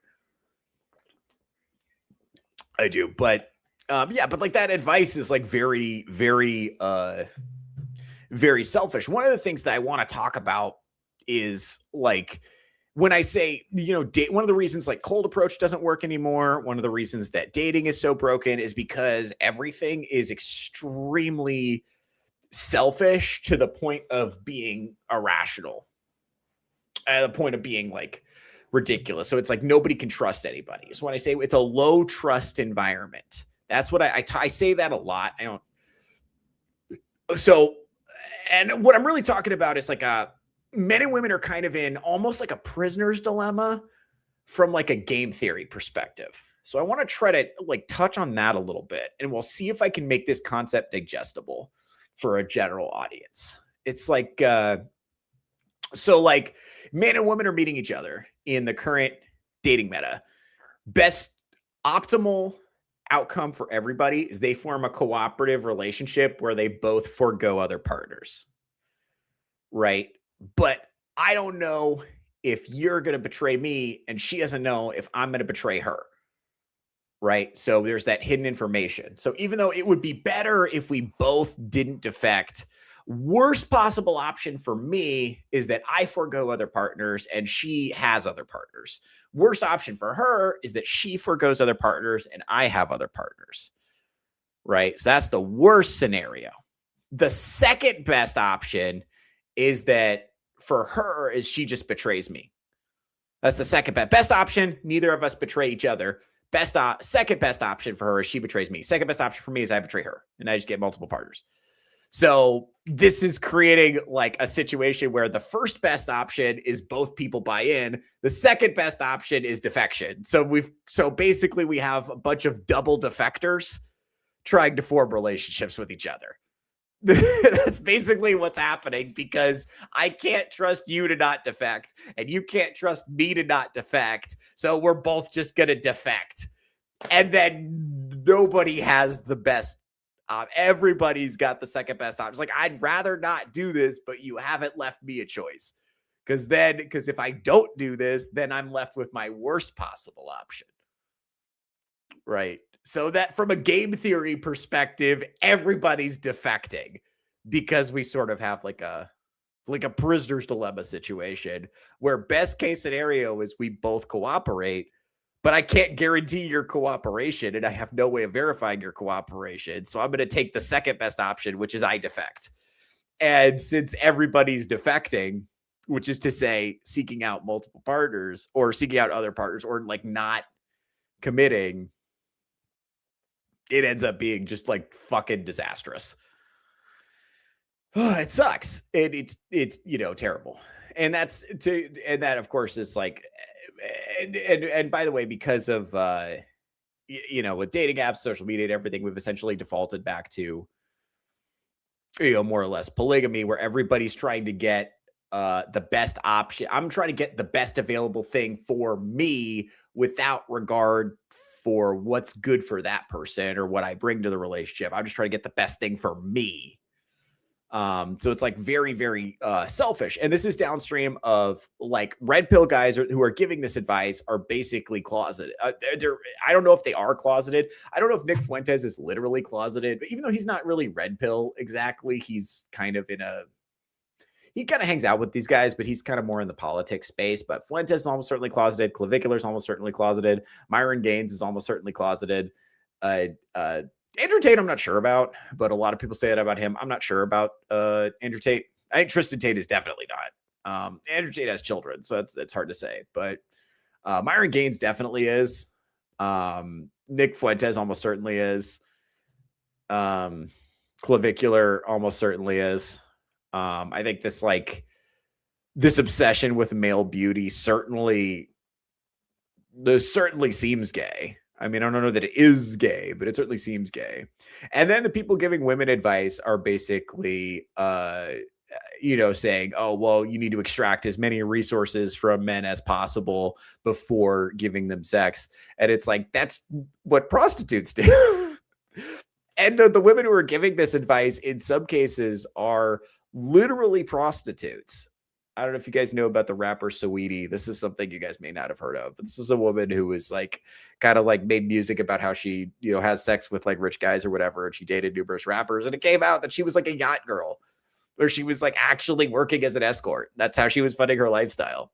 And a lot of these women are, on OnlyFans, or they're, putting provocative content on social media or whatever. Or they're accepting money and gifts and trips and so on as a proxy for investment, which, is not, by the way, money is not a good proxy for time, emotional investment, attention, energy. That's not a good proxy. for actual investment, by the way. For the men who have a lot of money, investing money in a woman to get laid is like not a big investment, you know. And uh so the advice that you're getting is like try to extract as on the one hand for women is extract as many resources as you possibly can from men before laying down with them. And for men, it's don't get too invested in any one woman and date multiple women and so on. And obviously they're saying the same thing to women is like date multiple men while extracting resources from them. And for men, it's like get as much, you know, it's I think a lot of the influencers are like even we've heard, Andrew Tate say this, that sex is not interesting and you shouldn't really hang out with women. Nick Fuentes has said this, even though Nick Fuentes is kind of not in the red pill space exactly. He's a little bit of a different thing, but he said, women are difficult to be around and you should ignore them. And it's like gay to love your wife and stuff. And, and Clavicular's obsession with like preening doesn't even seem to be for the purposes of appealing to new women. It's just like doing it to like mog other men, Let's see, which is just kind of fucked. Let's check in with how the chat is responding to what I'm saying. Let's see. From what I can tell, looks maxing is entirely based in ego, selfishly maintaining your appearance exclusively for the self. To do it for women is not looks maxing. You will be bogged. Yeah, it is just pure vanity for vanity's sake, which is just like the most demonic thing you could possibly imagine. It's literally the opposite of male virtue. But because we've abandoned any concept of virtuous aspirational masculinity, we have no concept in our culture of virtuous aspirational masculinity of what men are supposed to be doing. So this is what the Zoomers are trying to figure out from scratch with no help how to be virtuous. And they don't read fucking books. And trying to get a Zoomer to read a book is a battle by itself. Like, I've tried. I haven't figured out how to make that appealing to Zoomers yet, but I'm working on it. And I'll post the reading list. We'll get the reading lists posted. I'll do the Touchgrass reading list, and then we'll do the classical reading list that Grok gave me. And then, but yeah, it's like, let's see. You could go third best and everyone fucks everyone. Yeah, just like bonobo society. We're just like fucking raw dogging each other all the time. And we all die of AIDS. I have arguments against this. However, I've had no experience in the dating market. I don't know how bad it is out there. Yeah, that's the thing. So I agree. So by the way, that's just the pure game theory perspective where with multiple defectors, that's just the pure game theory perspective, absent morality. So I'm not assigning moral weight to that. What I would say is the best thing to do is to vet people and then have sex with people once you marry them. That would be my, this is all based in a post-Christian moral landscape where you're absent Christian morality and the goal is not to get married. The goal is just to get while the getting's good. It's short-term thinking without concern for how your actions affect the society at large or other people, or without any thought to what is the future of civilization going to look like if we continue doing this. Now, if you're concerned about the future of civilization, if you're concerned about the society at large, if you're concerned about the morality of your actions, then you want to get married and form a family. But this is just like the game theory of how it breaks down and why people are doing what they're doing and the rational basis they're using to puzzle it out. Like it makes sense if you're just looking at it from I'm going to get while the getting's good. But that operates under the presupposition that like getting sex as a man is the goal. And I think sex is an end in itself. That's another thing that the red pill or the manosphere fucks up is sex as an end in itself is like empty and vacuous. It doesn't do anything. It doesn't feed the soul. It actually undermines virtue. What you end up with is a lot of men who are just like their lives are dominated by lust. They're not able to control that. And I say this all the time, like getting your lust under control is foundational to you developing other virtues as a man. And I'm going to tell you that. Nobody's going to tell you that. I'm going to tell you that. Like, because I love you and I want you to do well. If you can't control your lust, if you can't integrate that part of your personality and get it under control, you're not going to get other virtues under control. Like, that's the thing. This one is read book guys. Like, I'll use Jay Waller as an example. He has a relationship with his child's mother who he's not married to, and then he fucks other women sometimes. And it's like, okay, I guess. But like, if you can't, and I think Lila Rose called him out for this on the Whatever podcast, and he had nothing to say. He just sputtered because she's a very good debater. But he was like, I do what I want. And she's like, yeah, but you have so much discipline in all these other areas of your life. You work out, you have a good business, you take care of your family, you do all this stuff. You have so much money. You have so much that where areas of your life where you exercise discipline. This one area of your life, you have no control over yourself. That's wild. He had fucking nothing to say. It's like, right. Because, well, here's the thing. If you don't have control of your lust, then you'll have to lie to cover that up if you want to have relationships. So right there, you're undermining your virtue. You know, you're undermining your virtue, and maybe you won't. Maybe you'll tell the truth, which he allegedly tells the truth to his child's mother about the women that he fucks or whatever. However that works, I guess. I don't know. She's in like he has $30 million or whatever, and they live in a big fucking house, so she's happy, I guess. But you know, whatever the case may be, you're undermining your virtue, though, and you're robbing yourself of the opportunity to have a truly fulfilling and devoted married life, which is something that God wants for you. So if you can't get your lust under control, you're going to have a bad time, and it's going to fuck you up with your attempts to pursue other virtues. It's foundational for men. And I don't know if that's foundational for women too. I would assume it is. I don't think that much about what women are supposed to do. I just don't, because that's not, as I'm not a woman, and that's not who listens to this show. But I can tell you definitively, for men, you have to get that shit under control, man. You have to get some dick discipline. 100%. It's a requirement. You got to be able to integrate your sexuality in a healthy way that is not disordered. And if you stay single forever and you're pursuing the game theory of like just like fucking as many women as possible, you're screwed. Like, you're screwed. Like, you're not going to be able to, have an integrated virtuous life doing that. And I hate to be the one to tell you that. I really wish it weren't true. I wish you could just like stick your dick wherever and everything would be fine. It's not going to work out like that. Yeah. So men here maximize the aesthetic appeal of your idea of a man and obsess over it. Yes. Obsess, which is gay. And women here, the only value you have to offer is sex. So get everything you can from them before you give that up. Yeah, absolutely. You're basically, you're just trading sex for resources. And for men, you're, maximizing your aesthetic and personal, like make as much money, have fancy car, wear fancy clothes, fucking wear makeup or whatever to hide your blemishes, and get big muscles so that you can because the purpose of having muscles is so you can pick up heavy shit or fight. The purpose of muscles is not for posing. The purpose of muscles is so you can pick up heavy shit and fight, and like take your wife and throw her over your shoulder and carry her up to the bedroom and have your way with her in a way that she enjoys. That's the point of having muscles. That's what muscles are for. The point of muscles is not so you could like pose for Instagram. You know what I'm saying? So you can win a fight with inferior men. That's what muscles are for. Or pick up hammers. So you can build a house in the woods or some shit. That's what they're supposed to be for.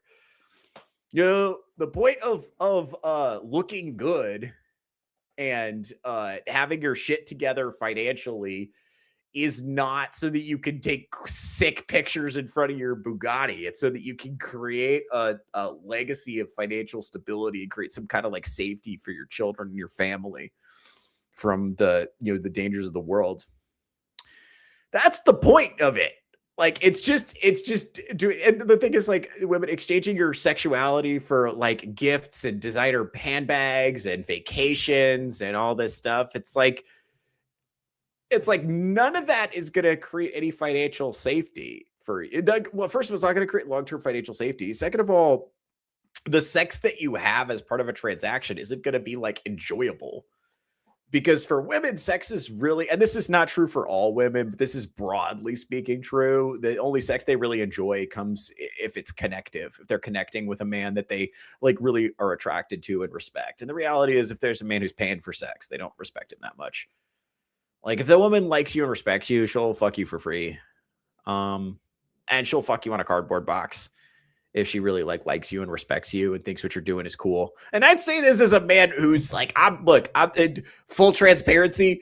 If you're looking for a guru who's going to teach you how to be financially successful, you might want to keep scrolling. That is not my wheelhouse. I'm doing my best here. I got a little business that runs and I work really hard to run it. I put a lot of time, energy, and effort into it. Am I very financially successful? I would not say so, no. But I'm doing my best here. And I haven't. I think ambition and focus and working hard and having talent and developing skills seems to be enough to get women interested in me. So the idea that like women only like fuck guys who have a lot of money is like not broadly speaking true. And if you're paying women to fuck you, they probably don't like you. And if you're a woman, it's funny because like what you could, if you really want financial security and good sex that has a good amount of bonding to it from a man who's like really invested in you and cares about you to the exclusion of other women, what you're describing is a marriage. What you're describing is a husband. And if you're a man who wants a woman who's gonna like be like fucking obsessed with you and your well-being, what you're describing is a wife. What you're describing is a marriage.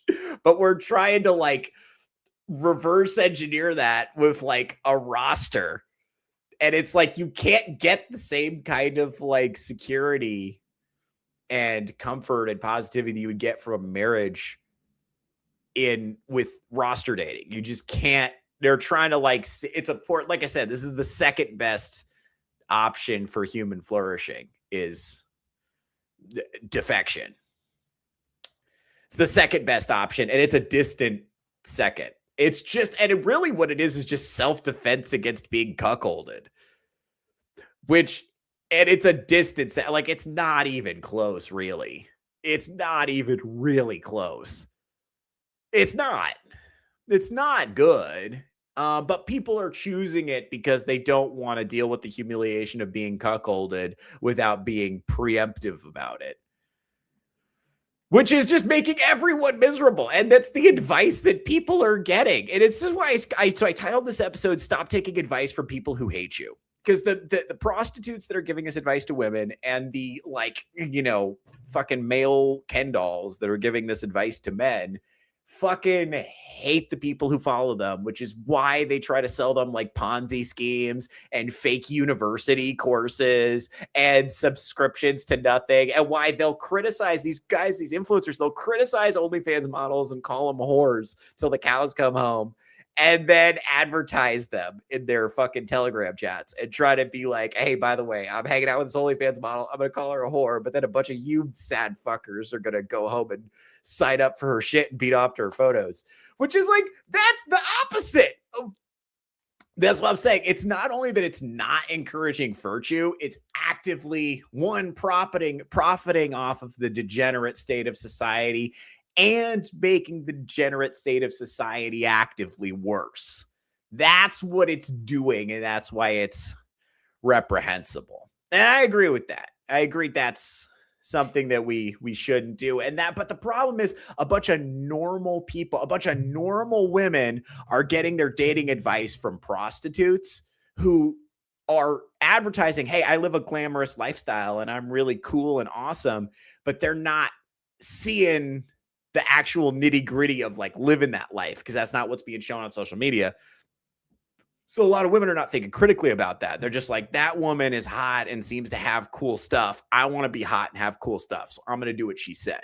Same with like these guys, who are selling courses or whatever. It's like, that guy didn't get rich doing those courses. He didn't get those muscles doing the workout he's selling you. He took steroids. You know what I mean? Like, he's not telling you how he got what he got. And he's taking the fact that he has stuff you want and he's selling it to you. Those girls who are in the video are in the video because they're being paid. Those muscles are because he took HGH. That money came from him streaming on Kick for 12 hours a day. It did not come from the investment program that he's, selling you. But it's all a hustle, and it's all the point of getting it's to maximize your own aura, your own aesthetic without regard to virtue or legacy or what's good for the future of society. And there's zero discussion about what duties you owe to your ancestors, what duties you owe to the society in the present, and what duties you owe to future generations. There's zero discussion of that. So it's completely absent of virtue. This image obsession, highly gay. And the obsession with exchanging sex for resources on behalf of women is basically prostitution without calling it that. They're reskinning it as being a bad bitch or being a boss babe or whatever. They're just reskinning it. It's prostitution with extra steps. God damn. It's amazing how many stupid internet words we use to describe basic vices we've known about for a millennia. Yeah, basically. Yeah, it's just like vanity and hubris and lust and sloth too, and wrath. And it's like nothing about, hey, cultivating emotional discipline, being able to tolerate suffering, nothing about that. Nothing, no, masculine virtues being encouraged. So hello, my fellow. Oh, Mr. Scott Awesome's here. What's up, buddy? Fellow theologians. I like that. I know I'm part of the problem. I'm part of that problem. Yeah. Let's see. Oh, guys, cheap viewers at streamboo.com. Pretty cool. The point of muscles is not for posing. Is that a JoJo reference? I didn't know about that. Maybe I accidentally made a JoJo reference. I haven't seen that. I'll have to read that. Nobody taught Zoomers anything about relationships, so they took what they saw on the internet TV. Unfortunately, the internet TV were full of bad actors. Yeah, that's a good point. We just did not give, I don't think we gave Zoomers a framework for, by the way, it's not just relationships. We did give them a framework for what does it look like to live in a virtuous society? How should a person, because we got rid of all the traditional values that made our society possible and replaced it with selfish consumerism. And a lot of that was the boomers that did that. So we got to, put that at the feet of the boomers. We got rid of basically all of the traditional values that made our wonderful, free, prosperous society possible. We said, we don't need those. That's all old school. We're going to just put our dicks wherever. Free love, rock and roll. Yeah. And then it's awesome because we live in this economically prosperous society. So I can buy a house for a fucking pack of gum and then sell it for $6 million. And I'm awesome. You should just pull yourself up by your bootstraps. I can get a job just by pissing on the front door. It's like, oh, there's a guy pissing on the front door. Would you like to be the boss here? Here's a salary. Go buy a house. Here's a pack of gum. That's your down payment. Go. Like we just didn't. And so there's like no actual like advice or virtue or education. So and because of the internet age, we've severely, like I said at the beginning, we've severely undermined the ability to access the wisdom of your ancestors is incumbent upon you, or is highly dependent on your ability to read difficult books. So a lot of Zoomers, because of short video and video games and like a dopamine addiction and all this stuff, do not have the ability to read hard books. And that's where the wisdom of your ancestors is hiding. I mean, it's on YouTube too, but like a lot of them are not going to go seek that out because that's not like the high dopaminergic stuff. That's not the stuff that's going to like hit your brain. And remember, anytime you put something on the internet, you're competing with porn, right? That's the same machine. The machine you guys are watching me on is also the porn box. You know what I mean? So it's like, I'm glad you guys are choosing me over porn. I appreciate that, but it's not realistic for me to expect that everybody's going to do that. The reality is that stuff is really enticing. Like I'm on Twitch right now, in addition to YouTube. YouTube is like, obviously the preferred thing. I am on Twitch right now. So are girls with their titties out, basically, or with like cleavage out, or where their ass cheeks out. It's like, oh my God, I'm so bad at games. Like that girl that everybody wants to fucking watch, whatever. Is all like, I'm on the same website. So it's like, I'm doing my best. Like I said, it does feel like pissing on a house fire, but I am trying to move the needle in a positive direction to the extent that I can. To the extent that I can be entertaining and charismatic and engaging in a way that holds an audience's attention, I'm going to try to use that to move the needle in a positive direction. But, it's like just limits to what I can do. Like, I mean, like I said, my audience is small but loyal. So I appreciate you guys for giving a shit. Let's see. That sounds like an encounter with anti-virtue. Yeah, it's like anti-virtue. That's a good, maybe that's a concept we should flesh out. Let's see. I learned something new today. Apparently, giving a home DNA test as a baby shower gift is in poor taste, according to my wife. I don't know who this person is, but that makes me laugh. Mission mild. Oh, can I make this bigger? No, I can't. That's something else. Okay. Yeah, I don't know who this person is. Thank you for watching on Kick, by the way. We appreciate it. Thank you for watching on Kick, by the way. I have very few Kick viewers, but I'm glad I get some. Technically, his wealth did come from investment programs. It's just that he's behind the curtain with a bag and cartoonishly large dollar sign on it. Yeah. These guys are, wherever they got like Andrew Tate got rich running cam girl sites. So monetizing lonely men. And now he's continuing to remain rich by selling you, a fake education. So yeah, dude, it's not good. They're in any event, they are monetizing the suffering of their male audience. Just like the prostitute female influencers are monetizing. All these women are bitter and lonely because they don't have children, they don't have husbands, and they don't know how to get them, and they don't understand why they want those things because they've been told being a girl boss should satisfy them. And so they don't have what they want. They're not satisfied with their lives. And they look at these women who have nice things and look hot, and they're like, I want to be like that. So they're getting their advice from, it's the blind leading the blind, with absent any discussion of virtue. And also like no acknowledgement that aging is inevitable. It's like, what are you going to do? Like, you're going to be 50 years old and you're going to be driving a Bugatti and banging 22-year-olds. You really think that's how it's going to go? Maybe. But here's the thing, that first of all, if it does go like that, you're going to be miserable. And if it doesn't go like that, you're going to be alone and miserable. So like, what are we doing here? Same with like women. Like, I think with women, it's like even more fucked because it's like, you can't be a hoe forever. There's a short shelf life on it. There's, some of you guys are not familiar with the work of Iceberg Slim, but anyway, he wrote a book about pimping. And he had this concept called mileage on a hoe, where there's only like so many bodies a woman could take before her spirit is broken. And I think that's real. That's true for everybody. There's only so much trauma the human soul can handle before there's just like no coming back. And, that's how I felt.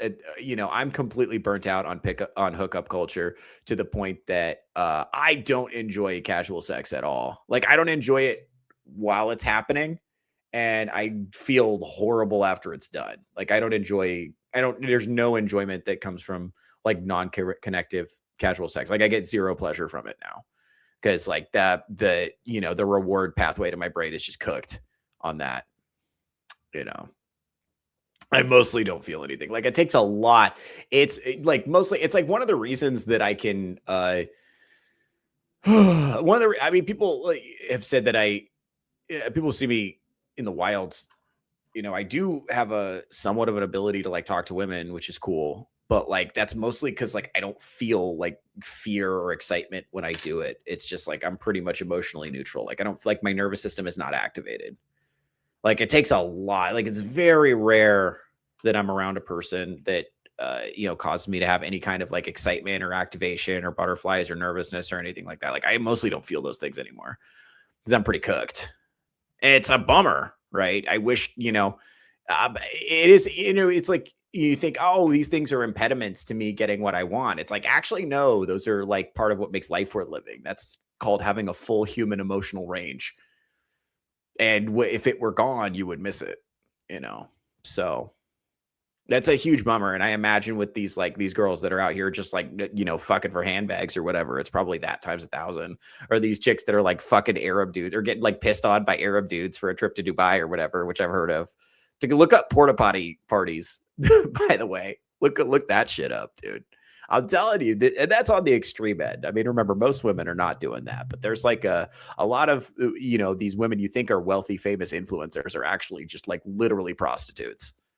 And they're the ones giving out advice like, oh, if you want to live like me and have cool stuff, this is what you got to do. And regular ass women are trying to apply that with like Chad from the vape shop they're on a Hinge date with,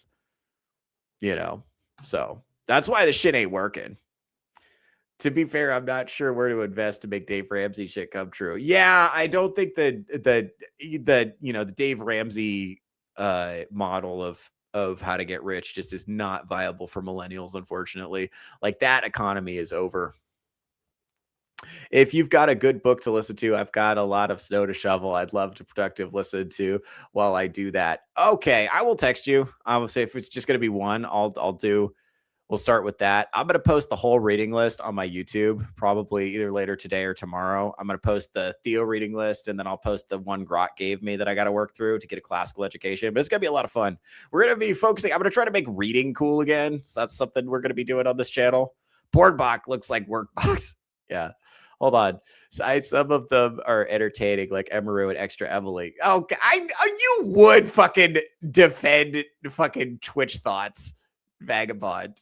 Always rely on Vagabond to defend the fucking Twitch thoughts.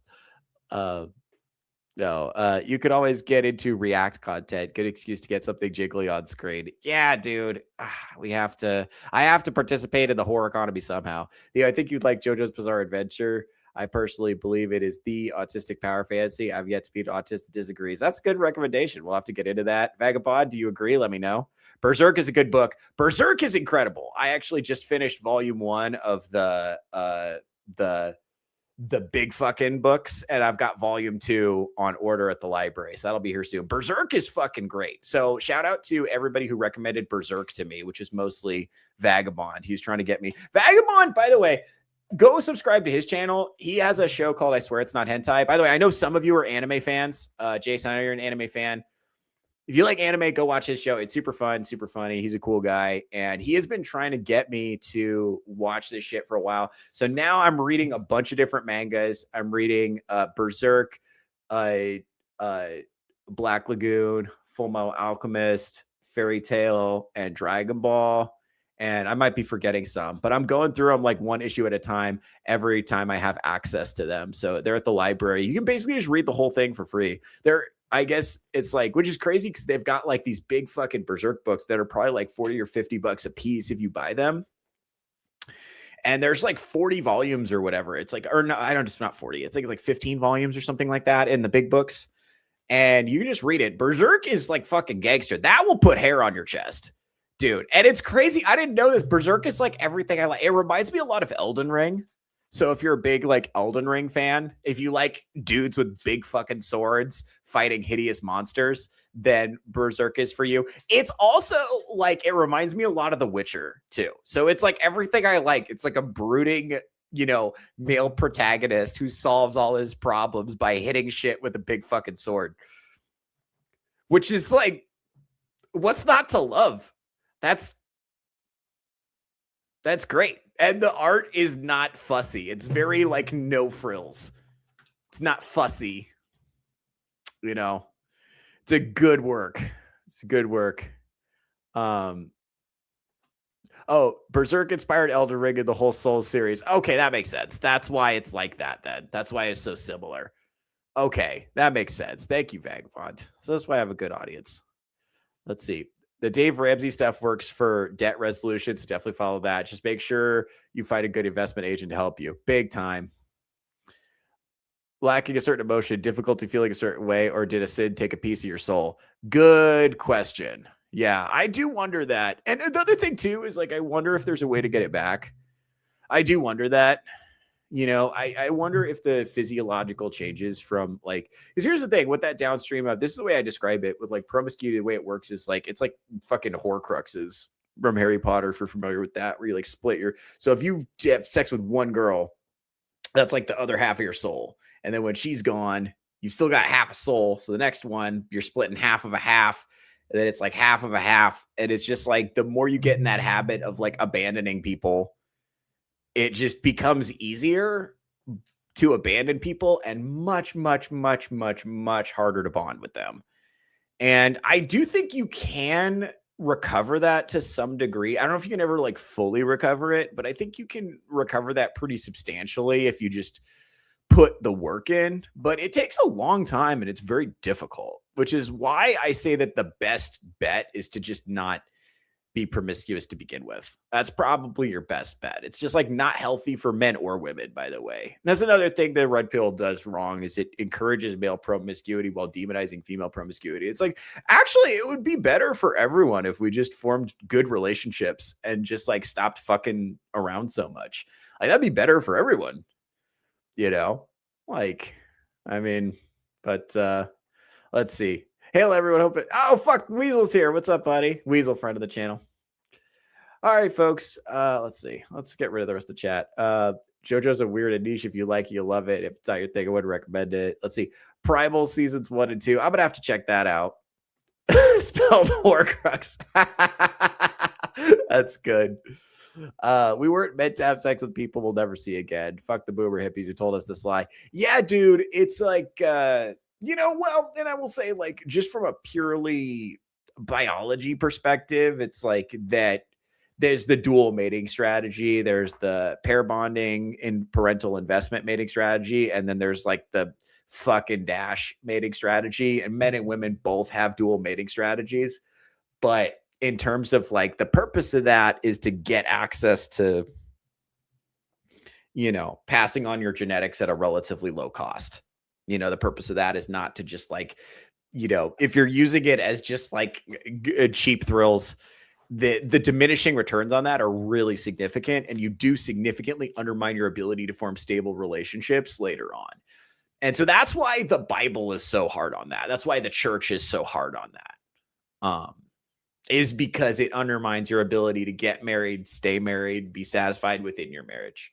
And that and marriage is like foundational to having a stable society, and a society that lasts into the future and creates a lot of safety for women and children, which is a prerequisite for a society like existing. The other thing too is that like looking for sexual partners takes a tremendous amount of bandwidth, and you just like need to know where your next lay is coming from, because if you don't have to think about that, then you could think about other shit.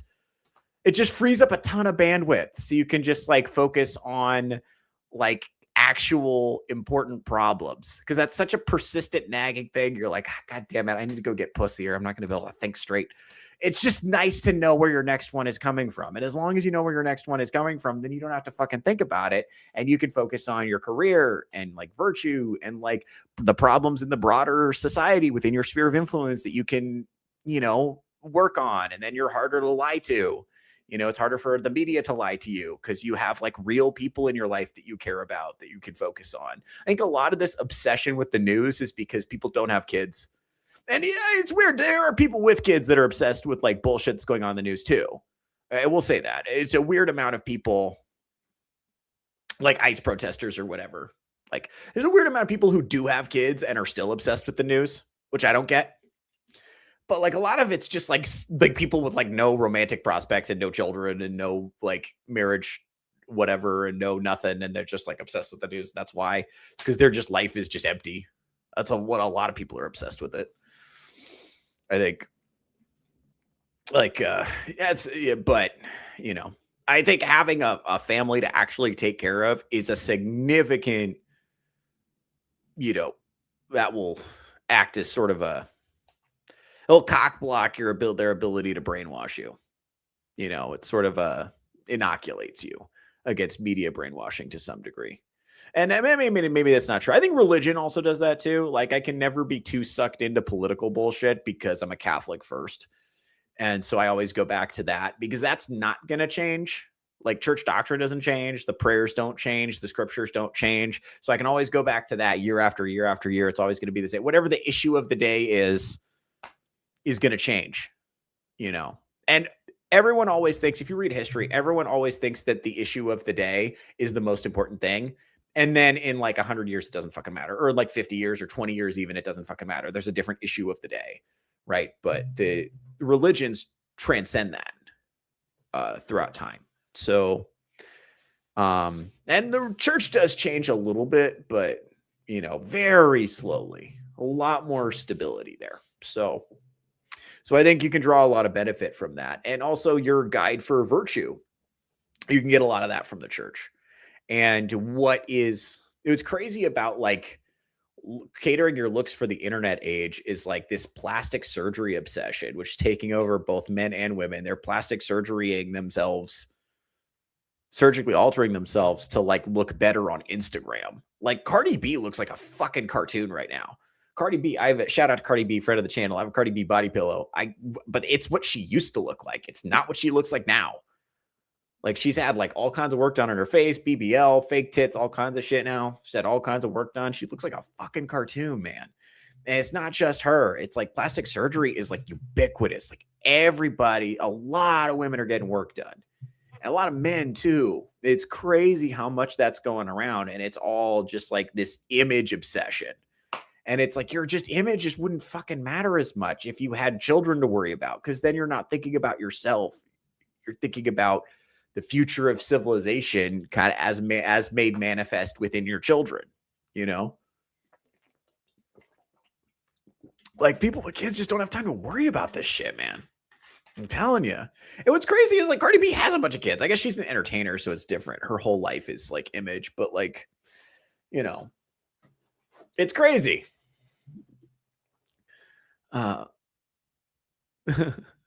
Let's see.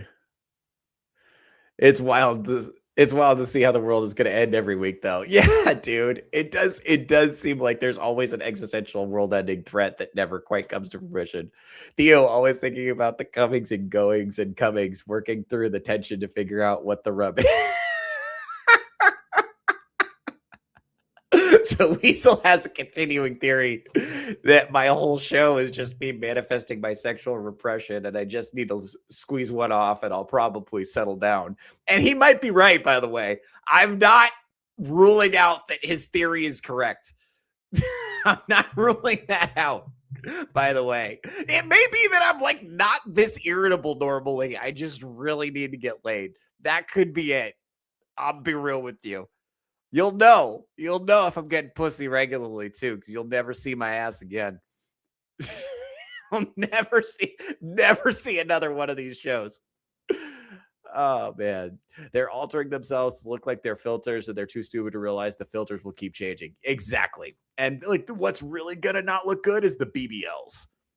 Like that's the one that's gonna really fuck people. What's crazy is like people don't understand that like fucking with their faces. People didn't look at like Madonna and be like, oh shit, maybe I shouldn't have a bunch of surgery on my face because I'll look like an alien when I'm old.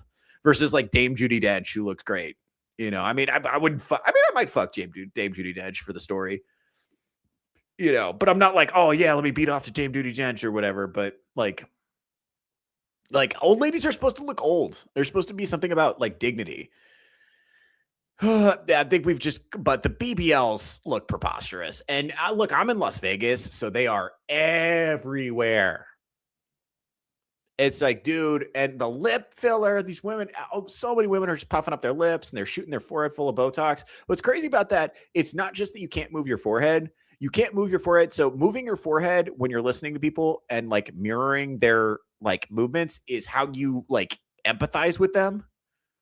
So by not having the ability to move your face, you are actually losing your ability to experience empathy to a degree, is what they're finding. So it's not just a superficial thing. It's also an emotional, mental, cognitive change, which is crazy.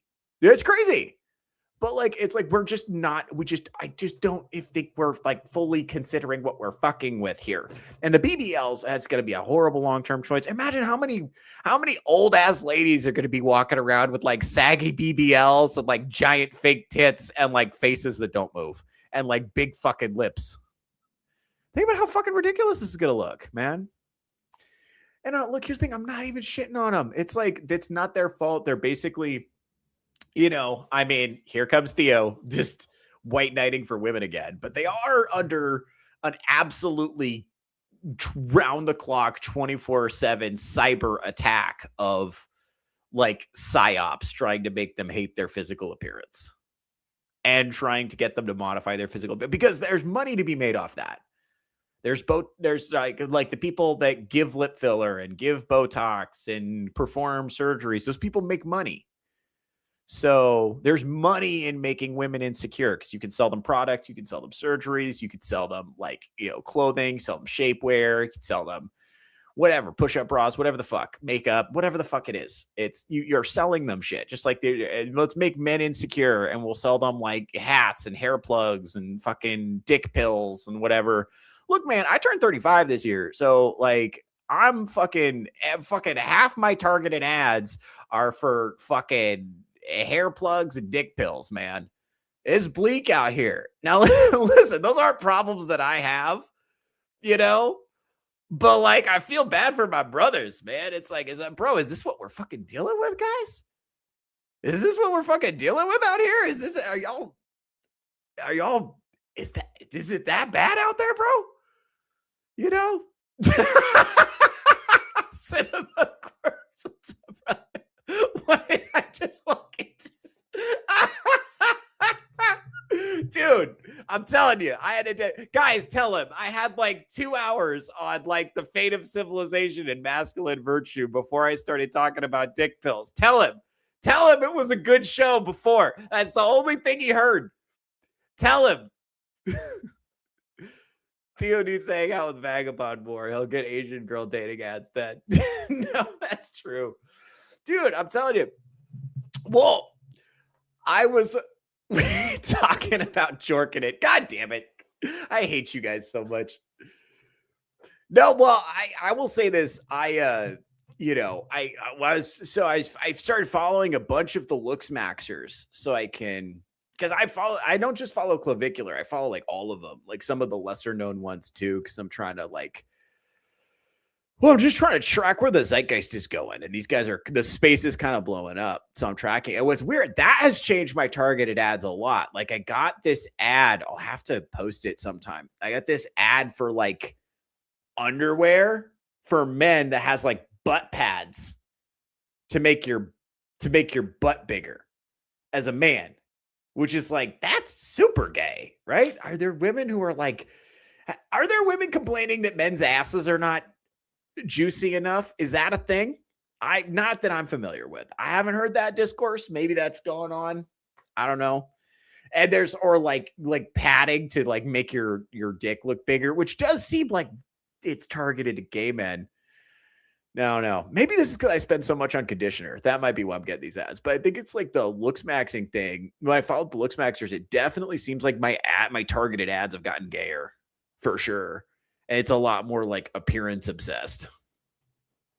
So I don't, well, but I also don't follow any like, porn stuff, or like I unfollowed all the like e-thoughts, and like I deliberately like curated my Instagram so that it's like not jiggling butt cheeks. So I mean, that might be why it thinks I'm gay. Who knows? I think it might be I'm assuming it's correlated with the Looks Maxers, though. I'm assuming that's what the correlation is. But yeah, it's like, but basically like every single ad is trying to make you feel like inadequate or insecure to try to like sell you some shit. And it's like, or like full body deodorant they're selling now. It's like, hey, did you know that the way that your body smells naturally is disgusting and horrible and everyone hates it? Cover your body in this chemical paste. Like, what? Wait, hold on. Was Thomas Aquinas wear full body deodorant? Did fucking Marcus Aurelius wear full body deodorant? Did Alexander the Great conquer the world with full body deodorant? Like, what the fuck are we talking about here? What are we doing here? Again, it's like, I feel like so much of the zeitgeist now is like, just like, how can we make people insecure to sell them products that they don't need because they're lonely and they hate themselves? You know what I mean? Like, that's so much of what the discourse is now. I don't know what the solution is to that. I don't fucking buy into that shit, man. Don't buy into that. Like, I'm telling you, dude, this is like, the internet is trying to make you hate yourself. So we got to, like I said, I'm trying to quit short videos and read fucking books. That's what I'm doing. So I'll let you guys know how that goes. I'll get the reading list posted. I'm just gonna post it on the YouTube community. I got I'll give you the one Grok gave me, and I'll do just my personal one full of books that I really like. That are the books I really like are just like some of them are like kind of like generically from the self-help genre, but there's also some fantasy series mixed in there that I think are written by authors who really understand human nature well. And there's some stuff that's like because I think we need virtue in our lives now. And I think I'm going to continue to add to the official Touchgrass reading list as time goes on. So we'll see how things go with that. Anything I can do to encourage, because I know there are some people who actually interact with the community tab on my YouTube. So I'm going to continue to do that. Eventually, if this community is bigger, we might branch out into like a subreddit or a Discord or something like that. But it's just not big enough to justify that right now. So we'll use the community tab on YouTube. That should be chill because everybody's got YouTube accounts. It's like asking everybody to like move off site to another site is like a little challenging. It's just that and feet. Yeah, honestly, between the two, between my obsession with chastity and virtue and Vagabond's pervertedness, like if we would average out into just one normal guy, we would like me and Vagabond, if you put us together, are just one normal light-skinned dude. For real. Like probably between the two of us, we're probably like, if you could somehow combine us, we would be, palatable for public consumption. Algorithm thinks you want to start looksmaxing, so it's trying to help. Yeah, that's probably it, honestly. What's crazy is like looksmaxing used to just mean looking your best. And I did do that. Like I used to have a very different appearance. For those of you that have known me for a long time know that I used to have a very different appearance. I had somebody who's known me for a long time the other day remark on how weird it is to see me now, considering he knew me when I was a teenager and I was so goofy looking. And yeah, I mean, it's like, it's the thing I think with a lot of young men is they don't understand that like life gets better for men after you turn 28. Like, just like for a lot of these guys out here that are just grossly dissatisfied with the way their life is going, I say, just turn 28 and see if that doesn't fix it. And if that doesn't work, try turning 30. See if that doesn't fix it. I'm so serious, dude.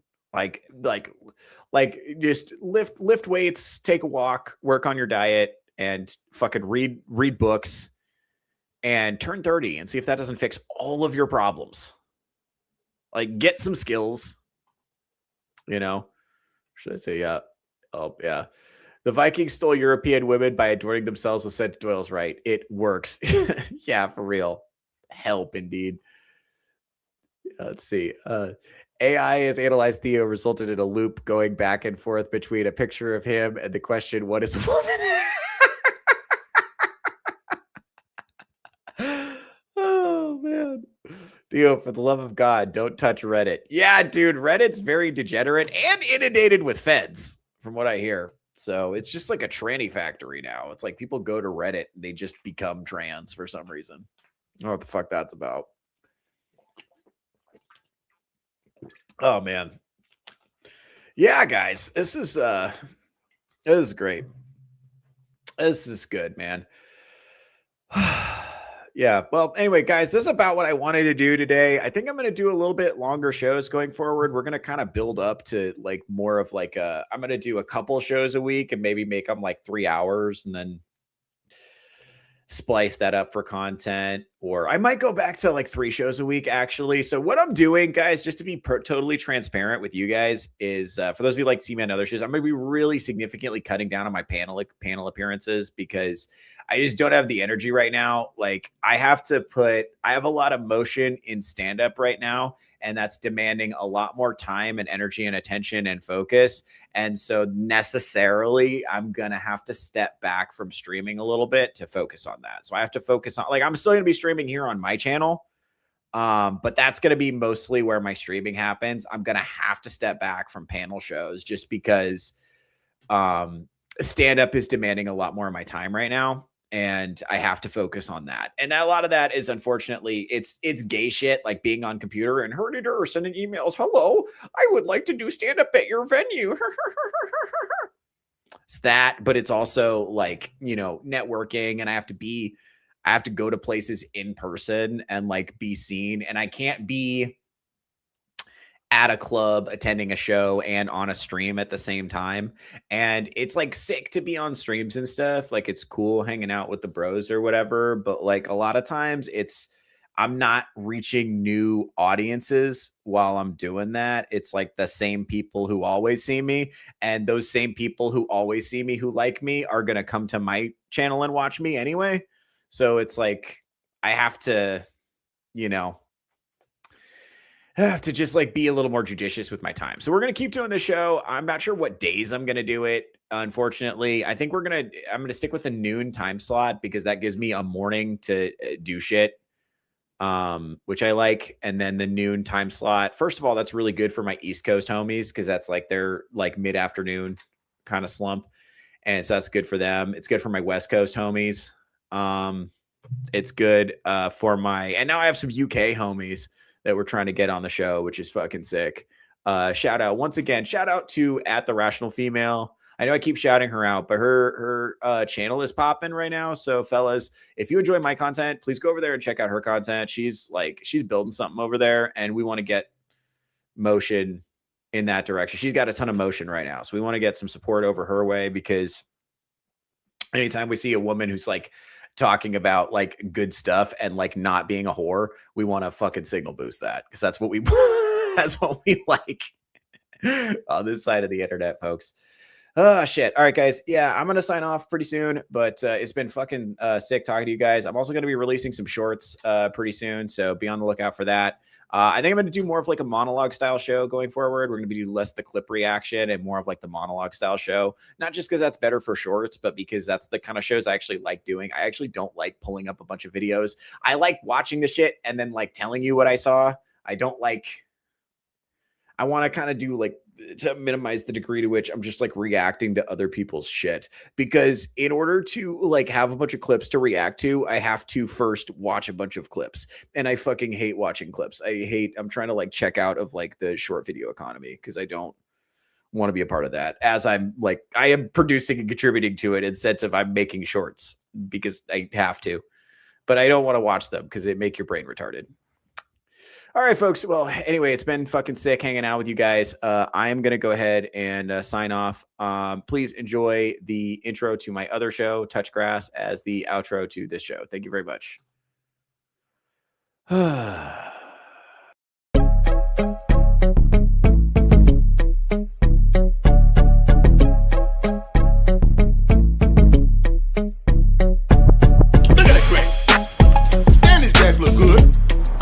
Crack for the butt. Well, look at my crack. No. Look at that crack. Are we looking at ours as cat now? Yes. Sorry, I didn't hear a damn thing you said. All right. And because I was a gazillionaire and I like building so much, I cut that price for free. The species is dying. The birth rate is plummeting. Women are chopped. But yeah, you know what? Get a fucking cat. I know even more about grass.